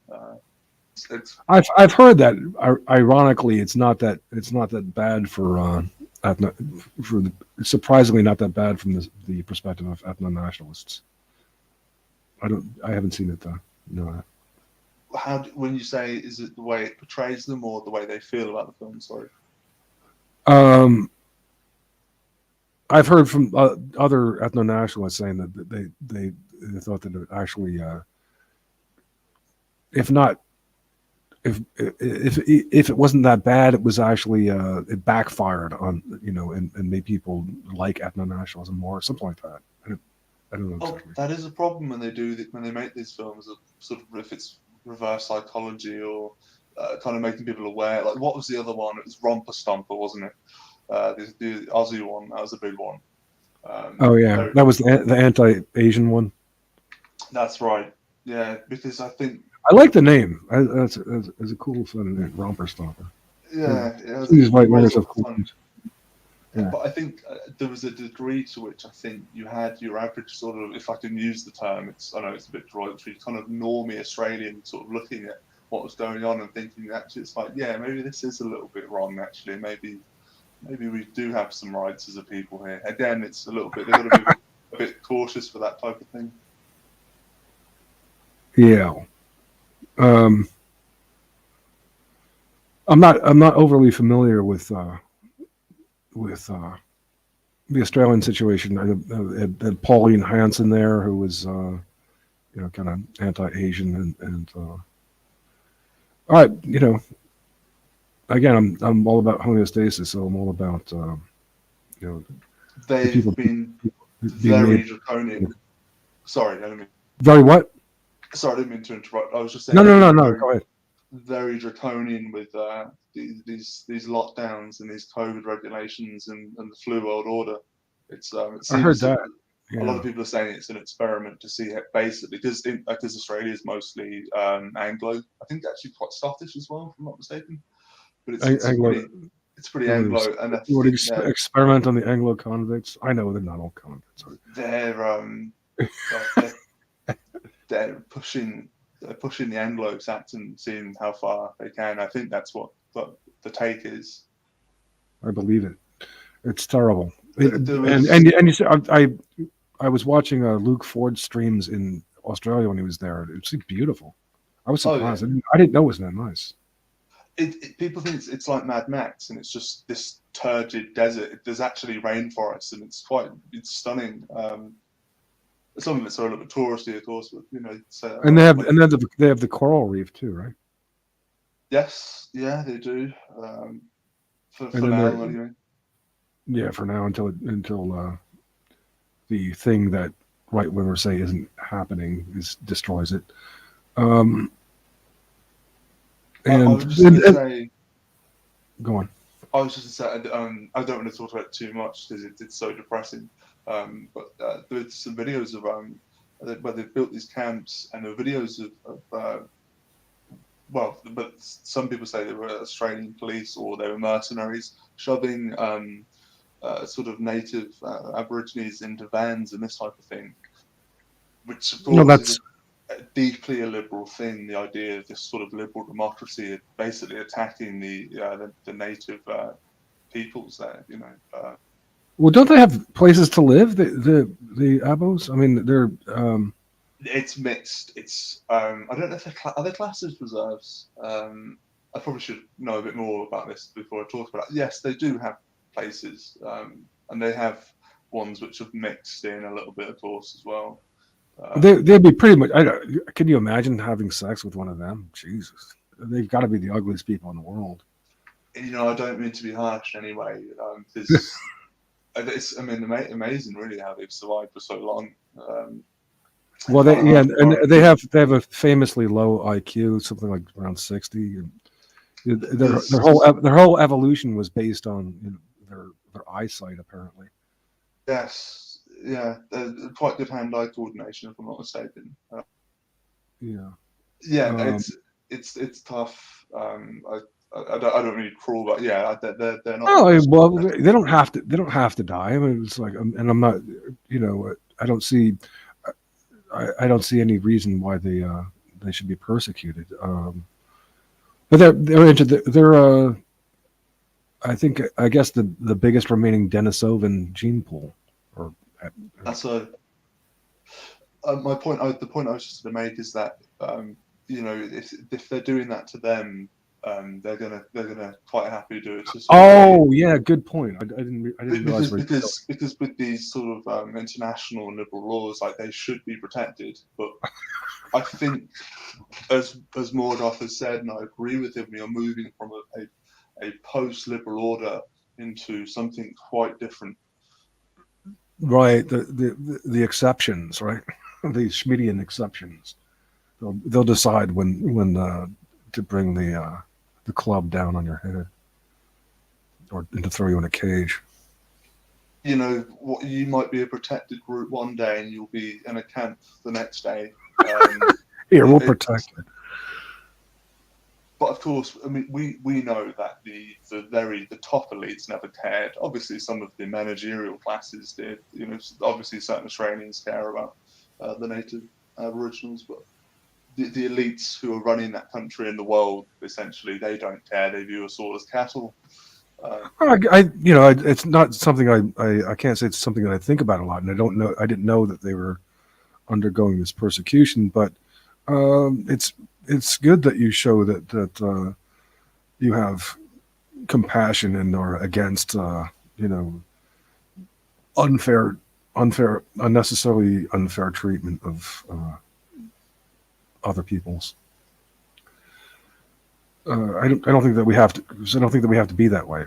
Um, where they have resources we can trade, where they have you know skills we can negotiate. So The tough one with Aboriginals is how, to be frank, how incompatible they are with sort of urban and sort of white civilization. Now you could have like a Ted Kaczynski take and say that the way we live isn't particularly natural, which is a more complicated topic. We won't go into it now, but basically, you have a lot of problems with how Aboriginals live. I mean, for instance, one example is that they were renowned for sleeping on roads, sort of on the curbside, or actually almost in the middle of it, and they were getting hit by cars and this type of thing. Very bad drug and alcohol abuse. Well, I wouldn't, I don't think that it's cruel. Someone like con ops would probably think it's cruel, but I don't think it's cruel at all. I would say if they're not suited to living in an urban situation and with advanced technology, then take them out and help them set up communities in the wilds where they're at home. My brother, he's lived in Australia for a few years, and one of his friends was a northerner who met an Australian girl. They did just that. I think they're still there, building up this. I think doing some educating of some sort. They'll do that for the Aborigines, but they would never help. White guys are being tortured to death. It would never occur to them that they would do that. I know. It's such a sick world. To say, one of the islands off Scotland or some little kind of rural community in England or whatever. Yeah, and a lot of the guys are going crazy and they're abusing the women, and they probably don't even know why they're going crazy, and a lot of our people need a lot of help. It's terrible, and they're not strictly bad people when they do bad things. They're being tortured and and misguided. So look, our whole moral order has been taken over and misdirected against our interests. So how can we expect for people to not go crazy?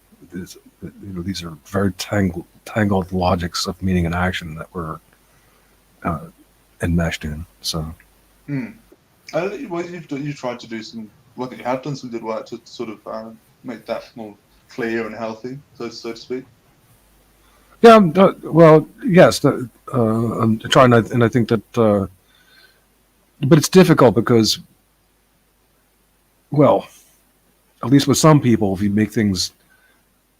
do make things clear, they're saying that you're being simplistic, and then if you articulate it some, then they'll say, "Oh, you're confusing." So, but I think I make sense to myself, and I can always explain myself. So yeah, I think I'm doing my part in sorting these things out.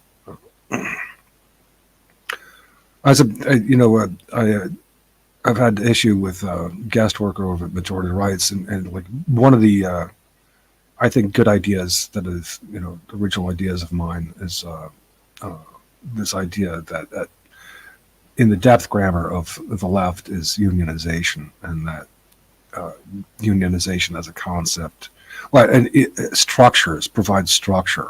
Now he's never acknowledged anything good coming from me, though I've had dozens of good ideas. And now he's got this thing called the structuring project over there, which is really obnoxious. It's just like one of his lineal diagrams. It's not structuring. But the concept is, and this is, I like the simplicity of it, that because it's something that everybody can understand. With the unionization, that structures group accountability as opposed to liberalism. You're in or you're out of the group, of the union, and that structures accountability, and accountability provides for correctivity, which provides for homeostasis, which provides for autonomy and sovereignty, which is what we want. And I think there's an essence there as to why this whole marketing campaign against the left, because the kosher folks, are experts on maintaining the group organization and subverting ours. in a nutshell, they don't want us to organise like they do. If it's ethnically, genetically possible. Right. Exactly.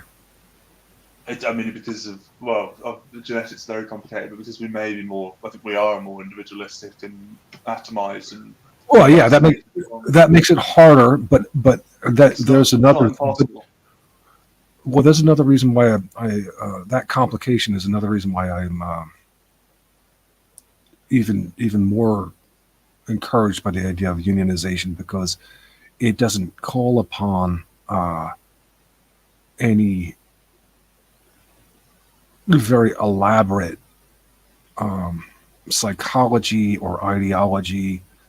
It doesn't call upon you to sacrifice your material interests. On the contrary,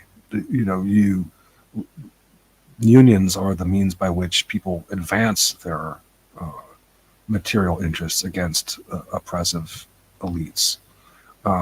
This would be my rebut to Jimmy the Greek.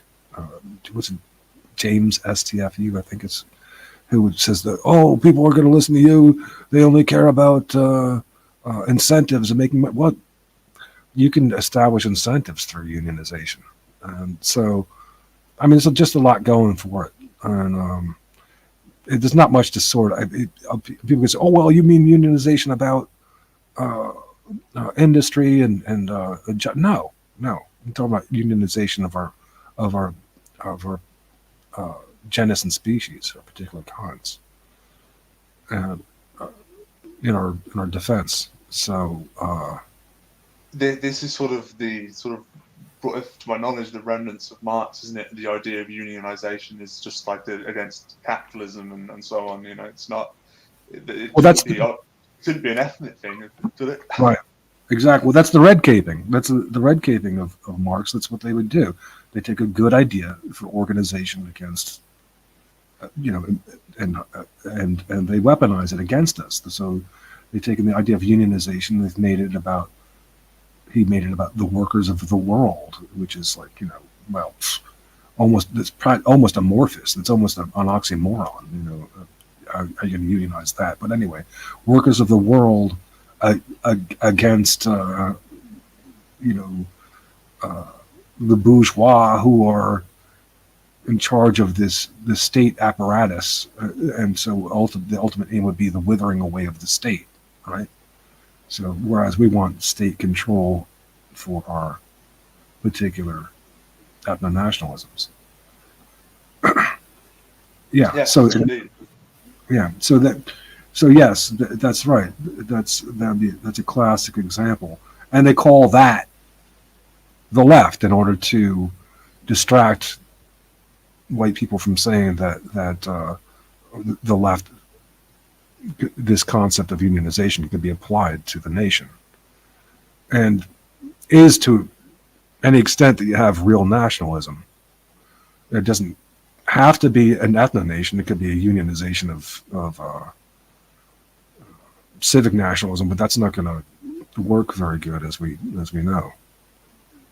It's just going to be an avenue for traitors and betrayers and our enemies. Yeah, that can be abused very easily, I would think. We do, I guess, obviously we have to allow for the concept of, and I guess this is their ace in the hole, is that at this point we have to allow for some states or nations somewhere to go for mixed people and people who want to mix, and that can be a dangerous experiment of itself. But we do have to that's something we have to deal with. I mean, the first thing that comes to my head is Brazil, in a way. I guess it depends on the leadership and the type of ethnicities and so on. I mean, you could, in theory. Well, there are white enclaves in Brazil, even in the south of Brazil. You have German places here. Argentina has a lot of everybody, but mostly Italians. Um, Paraguay is the famous tragic example I hear, where the government actually forced people to intermix, so that the whole nation now Gosh. is blended, uh, and it's just tragic. What was the native population there? I don't even know, to tell you the truth. I don't know what kind of Indian. Um, Uruguay, on the other hand, has been pretty good. And that's another one like Argentina. That's a lot of Italians and I guess Germans too. Uh, but I hear that Argentina is having really bad economic problems, though. So it's not the place to go at Yeah, this point. that's probably going to become more common with various processes that have been pushed. Economic hardship. I mean, if you, I don't know about where you are. Have you noticed the cost of fuel and energy? And it's a bit of an issue here. Hopefully, it's not as bad in Poland, but it probably Well, I is. haven't got. I'm waiting for my electric bill. I don't know what it's going to be. I've kept it. I've kept the heat on low this winter, but I've noticed prices going up some, but they've been pretty affordable here still. But Okay, good. they are going up a little. I don't know about. I don't have a car these days, so I don't know what. Gas was always very expensive here, and I'm sure that it's prohibitive. But um, I saw this lady, this one Russian lady, uh, showing how prices have gone up in in Moscow, and I couldn't believe how inexpensive things are. She said, "Oh, it's 3 times more expensive, and it's still like way cheaper than in Poland even." But of course, their wages are probably like It's not it's it's more proportionate to the wage. What's probably what's the currency of Poland? I really should know. Is the zloty. the zloty? Oh, right, okay. It's Um, pretty cool. They got these like hippie looking guys on all the guys have long hair and mustaches. So that's one good what thing. era would they be from? Are they sort of like The first kings were like right around 1,000. oh Like yeah because 998, I think, was the founding of the whole state. I suppose you call them hippies. I mean I know what you mean. Like just most men don't have long hair. It did seem that long hair was more popular historically. Yeah, it's cool. It's cool to see. Now let me look at this guy in the chat. Quack, Quackalongo. He's made Oh some. my God, Daniel, somehow I need to know what you do for a living before I write to your shit, though. Johnny the Greek. Uh, he says, and I am quite white. I'm married to a Brazilian, but my wife is whiter than me. Yeah, it could be. I know. Oh, and I hate to confess that I've seen what is it? A what's that nation in northern South America uh, on the coast? Not Chile, Venezuela. like Not Venezuela. not Chile. Chile's not there, is it? My What? geography's not the best. What? Why am I not thinking of it? Um, Pablo Escobar's country. What is? Ah, not French Guyana. Colombia. I saw a Colombian woman, and she was glowing in the dark. She was just gorgeous and beaming beauty and health, and she had a bit of blended a bit of Indian in there. And it's like I have to rein it in there. I hate to admit she was beautiful. So it can happen, but they also have like a lot of these women with enormous, disgusting asses, hideous beasts. I think it is genetic where fat goes to the body, isn't it? If I recall. And if I I'm recall, I'm not into it. You know, the homies can have that. I know what you mean. I think if I'm not mistaken, your torso length is genetic, but your leg length is environmental, if I recall Really, correctly. Yeah. I never So heard of that. That's in interesting. other words, it's sort of dietary and how much vitamin D you get and this type of thing. Early childhood trauma. Just the thing about some of these South American countries or any mixed places, um, it's not something that gets talked about enough. Is the difference between what's actually going on with the genetics and phenotype and visual appearance. In other words, like what you have, there's this saying called white passing, which is you hear in the States, where you have these sort of like people of Native American descent or Hispanic descent who have a lot of European admixture, and most people think they're white when they are technically mixed race. It's sort of an interesting thing. Um, I'm sure it's quite complex ultimately. But I think it's okay. I mean, that's where, you know, people who would criticize the DNA nations concept, at least as it's espoused by me, are not really not getting it, because, you know, I would not uh, object to a little of that, personally. And our scientists could, I believe, could determine how it could be managed so that it was not destructive to the overall pattern. Um, but I don't find some of that offensive. Of course, there could be, you know, too much, and you have to be careful. Hell, my former colleague Kumiko was the other way. She was very offended by uh, white admixture with the Native American populations of Mexico. You know, which to where she thought if someone was uh, even just 15% Native American, that they should you know, it would be offensive for them to be claimed as white. She went too far to the other extreme, I Mm. thought.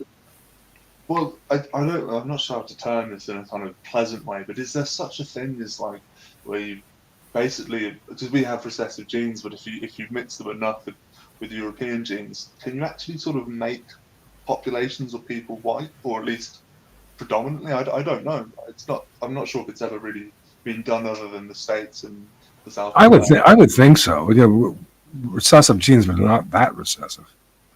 Also, there's a big difference between whether you could have someone who, for say all intents and purposes, is visually European, but do they retain the same aspects of a thoroughbred? This is hard to sort Probably not. of. You know, I mean, that's why, you know, that's one of the reasons why I'm concerned that it be genetic. You know, not that this look white, you know, act white thing. You know, that that doesn't cut it. You know, and I'm not doing this for uh, eugenic purposes either. It's for ecological purposes. Uh, But it's also how that they fit in the classroom. Because you probably heard stories of where in multiracial classrooms where little children will bring up sort of physical features or skin color quite innocently because children are inquisitive and the teachers are saying, Bobby, you can't say that. We're all equal. We're all the same. It's you get into these messes. it's all it's all about It's just a matter of melanin. Yeah. Um, It's cruel to deny the differences of race and ethnicity. This is what I try and explain to liberals. It's cruel to lie about, to say that we're all the same, because we are different, but there's nothing wrong with it. Ultimately, that's what. well, I'm happy that you used the word the same. It's like that's a big relief for me that you didn't say equal, because that's an important difference that we argue in terms of we're not the same as opposed to equal. It's not, and it's not that, you know, um, we're trying to deny that things are unequal. It's just that it's not. It's a kind of a nasty way to go when you get into these quantitative comparisons, and you get into trouble that way. Whereas the more the essence of the matter is captured better with arguing in terms of sameness and difference. as opposed to equality and inequality. Yeah, yeah. So, Would well agree. done, well done, Rick Barrett. I'm trying to think. I don't think, because I grew up in a mostly white sort of area, uh, or in school, I should say. But there were probably some instances like that. And the problem is, it's like, what do you do as a teacher? Like, because you have to be politically correct, and I mean, for me, like living somewhere like that now, or living somewhere in the States, as an ethnically racially aware man, I don't think I could do it. I can't. No particular examples come to mind of it's being a problem to note the difference because I actually I grew up in a town where in a white area of a town that was it had a full range demographic from uh, kind of lower middle class to absolutely fabulously wealthy on Upper Mountain Avenue. I think you had homes owned by Steven Spielberg and Christina Ricci and I liked a bit of reaching. people like that. It's like wealthy people and ultimately wealthy people. And and then we had our parts which were black. And I was in kind of a lower middle class, working class neighborhood with firemen, policemen, factory workers, and The proletariat, as some the people would call them. proletariat, and we got bused to go to school by a program of integration to go to school with blacks on the other side of town. It was traumatic. Surely Um, nothing could go wrong. it was traumatic. It was just a nightmare. And but in and I was defiant and self-righteous enough as a kid so that I would say things, and get into fights as a result. But not in class. You knew not to do it too much. But um, yeah, they just sort of prohibited that kind of talk when I was a kid. I don't know, but it was yeah. I mean, my experience of it was so bad. It was such an alien um, behavioral pattern that I was forced to deal with, confronted with, that I just assumed that anybody there was two kinds of people. Anybody normal would never want to be involved with them, and those who would want to be involved with them were the lowest, the craziest, and wouldn't want to deal with them either. It seemed so obvious. I never thought that it could go on, that people would, force us to integrate and not let us go our separate way. It was, it I just all seemed remember Rothwell talking about, because there's pictures. Forgive me if I'm missing a lot of the detail, where they had to send in the U.S. Army with M1 Durans with bayonets. I mean, they literally had students at bayonet point. There's oh pictures yeah, where you're talking about in Arkansas? possibly I'd have to look it up. I mean, Yeah, this is it's years ago. Little Rock. Eisenhower sent in the troops to force school integration. Um, Nicholas Katzenbach was standing in the doorway with Governor Wallace. Yeah, What does that say about the culture and the elites? They just are so out of touch, or so uncaring to the majority population back then. yeah. I think that part of it is that they get intoxicated, and I can understand this myself with the idea of uh, objectivity and purity, and the American Constitution, and just like we're so we're so pure and about civil rights and the dignity of all Americans that you know no prejudice, no people who are at all influenced by relativity and subjective interest could possibly stand in the way of our pure objective purity spiral as Americans, and the right to everybody to pursue life, liberty, and happiness. Uh, I'm pretty sure that that's just a part of it. It's just, Eisenhower was a military man, and you know clicks his heels and gets his orders from the Warren Court, which was Earl Warren, so the Supreme Court justice, was called the Dumb Swede by Felix Frankfurter, because he was heading what was called an activist court, an activist Supreme Court, and which meant that he was taking initiatives to impose this objectivity, this extreme imposition of quote civil rights, to where you would force it. And his only concern was that he would do it so much that he would force a backlash. And so he called him the Dumb Swede. That's what he thought of him. And Felix Frankfurter had, all his kosher law clerks, and he was, fancied himself the what do they call it? The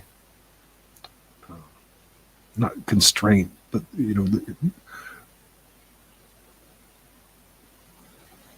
just the voice of constraint. He would be of a quote conservative court. He wouldn't push it that far because he had better judgment than the Dumb Swede. Whereas the Europeans, especially maybe it's true a little bit, the Northern European, Earl Warren, would be susceptible for through their biology to this finding this objectivist pursuit inspiring, to no end.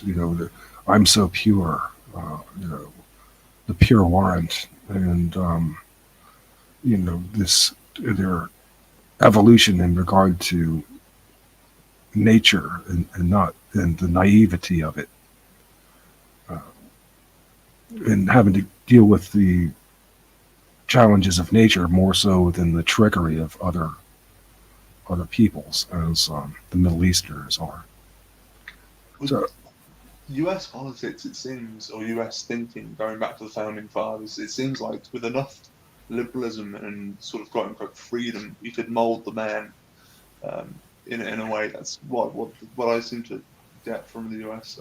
Constitution. But because Jared Taylor talks about how it mentions sort of, is it free white men of good character? But isn't it only like one or two times that it actually says that?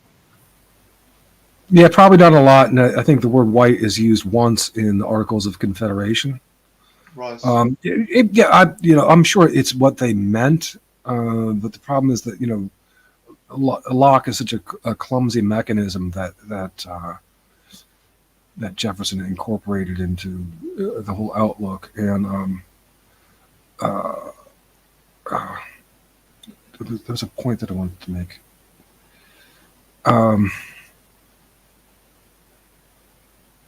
Free white man. Let me backtrack a bit. And the courts and Earl Warren, Eisenhower, Katzenbach.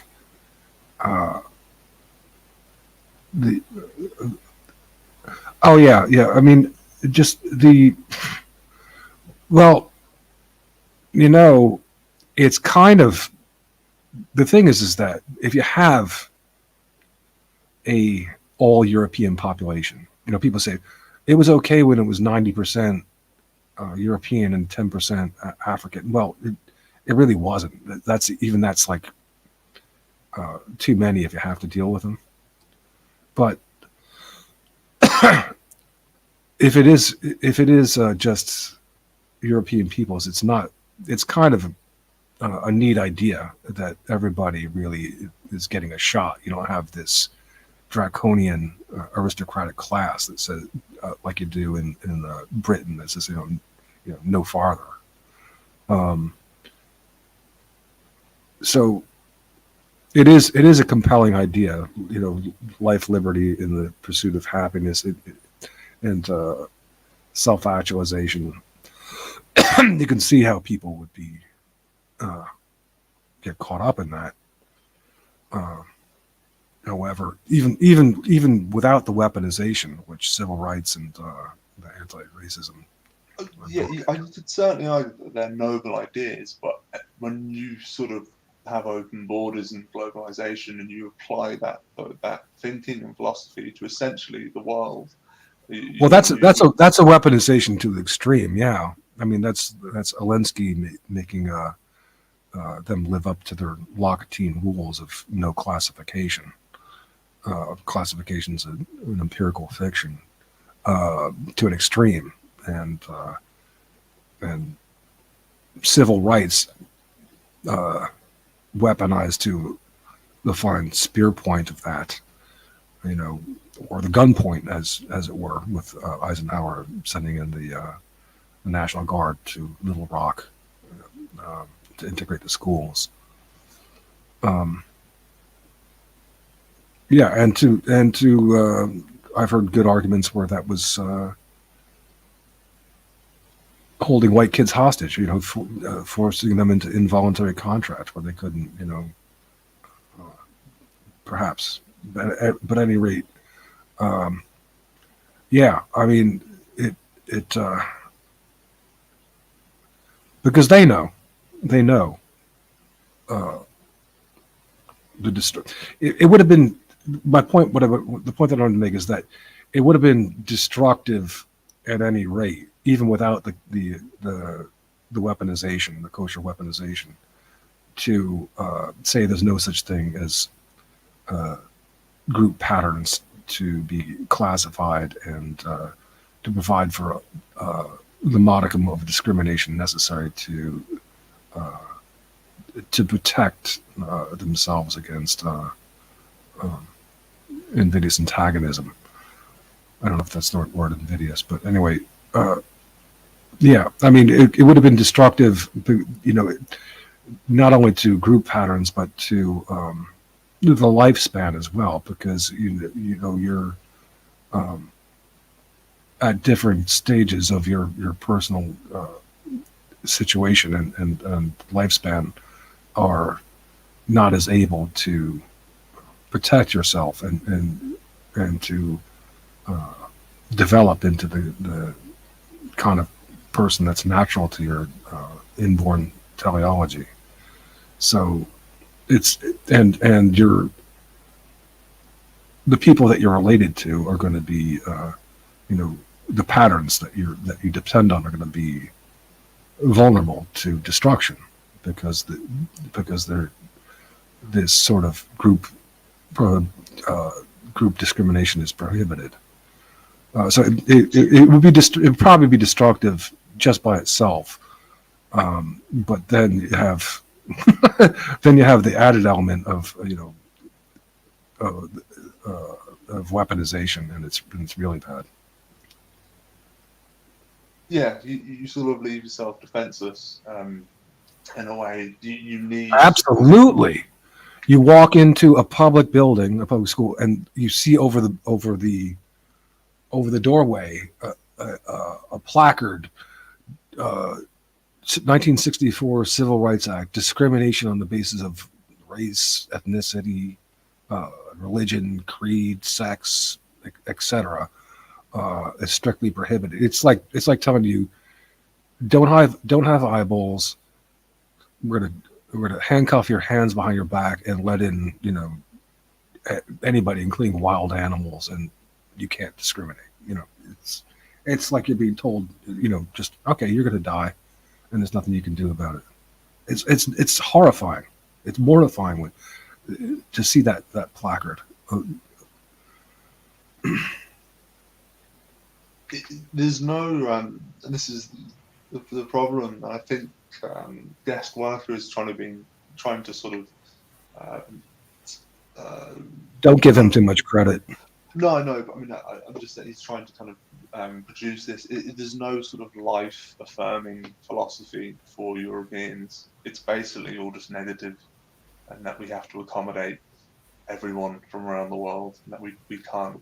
That we don't even exist. Essentially, we can't um, uh, even affirm that we exist. It's an awful situation at the moment. But I don't think Well, it's permanent. if we sort out, I mean, the prohibitions against our being able to defend ourselves, the life affirmation will bubble up. There's plenty of incentives for us to want to live and to like ourselves. It isn't. Oh, it's natural. It doesn't necessarily take. Yeah, it's natural. It doesn't take any great amount of instruction. This is where guest worker is absurd. I mean, it's like um, that. It doesn't have to be explained in detail. And like some sort of diagram of an engine. You know how this works. That we are reattracted to our own kind and led to reproduce with our own kind. Um, we have to, it's there in us and enough. And those who somehow are, despite our redirection, those who are susceptible to the misdirection and or are going to outbreed, well, they can go and live with them and be satisfied with the consequences. But they should not be allowed to impose that upon us. But yeah, I think that I mean, a guest worker is not wrong in paying a lot of attention to Heidegger, and Heidegger is is largely largely good. He's definitely one of the best philosophers. I use him a lot. He's influenced me a lot. But um, guest worker doesn't necessarily have the best take on Heidegger, and also and another problem is that he almost wants to stake everything on Heidegger, and it's like if if you understand. One of my professors gave me some good advice. If you only know one thing, if all you know is one thing, you don't even know that very well. And it's kind of like the situation with guest worker and Heidegger.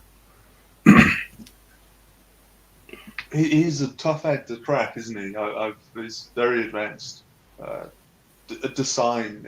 I mean, he's cropped up. I haven't actually read any, so I shouldn't really probably opine much of an opinion about him. But I've heard people say he's one of the West's most advanced philosophers. Well, I guess so. I definitely like him among the best. I don't think that he's. I mean, I think that I'm satisfied that I've come to understand what's best about him and how it's to be deployed, and also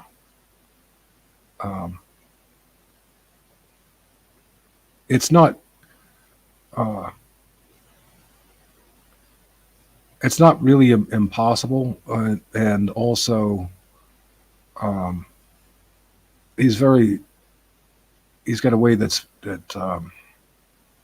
it's very sympathetic to a beleaguered European mentality, uh, in a way that, say, Wittgenstein never could be.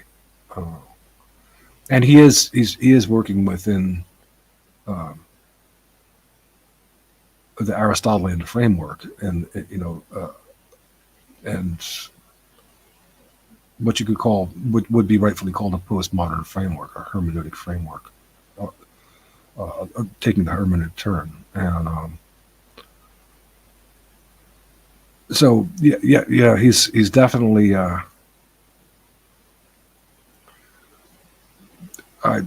he's definitely an important philosopher, but he can be. There's ways to take him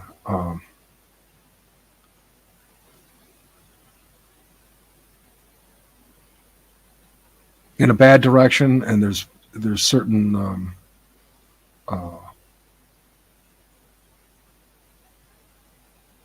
things about his philosophy that were a bit off, and that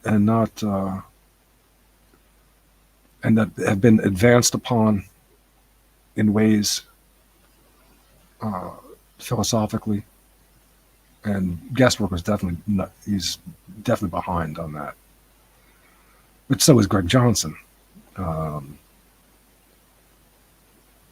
Yeah, but yeah, I mean, I definitely like Heidegger. Do you have a favorite philosopher overall, would you say?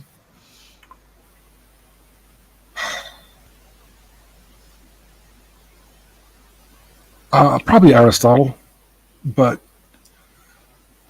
again, obviously he's been, he has to be updated as well. I try to combine I try to combine the best of a few different ones,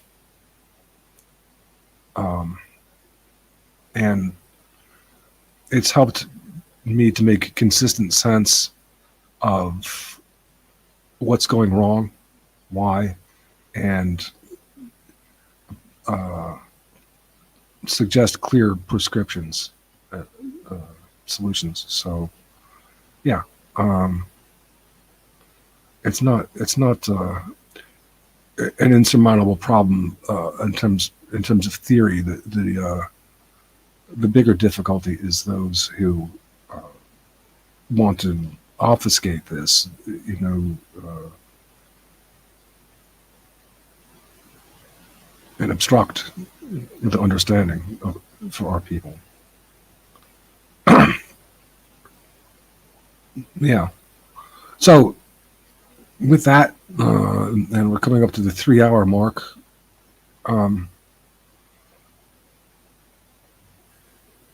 Gosh, that you've been streaming for 3 hours. Yeah, it's fairly lengthy.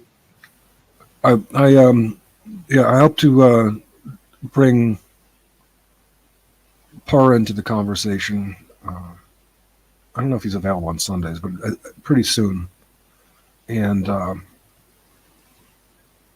then try to begin, if we can, getting this stuff a little more popular. Brilliant. I hope it's a fruitful discussion. I'll definitely listen to it post-mortem, so to speak, if I can't listen to it live. And if you can, eventually, if not then, you'll join us for conversation later, because you're both really smart guys and absolutely worth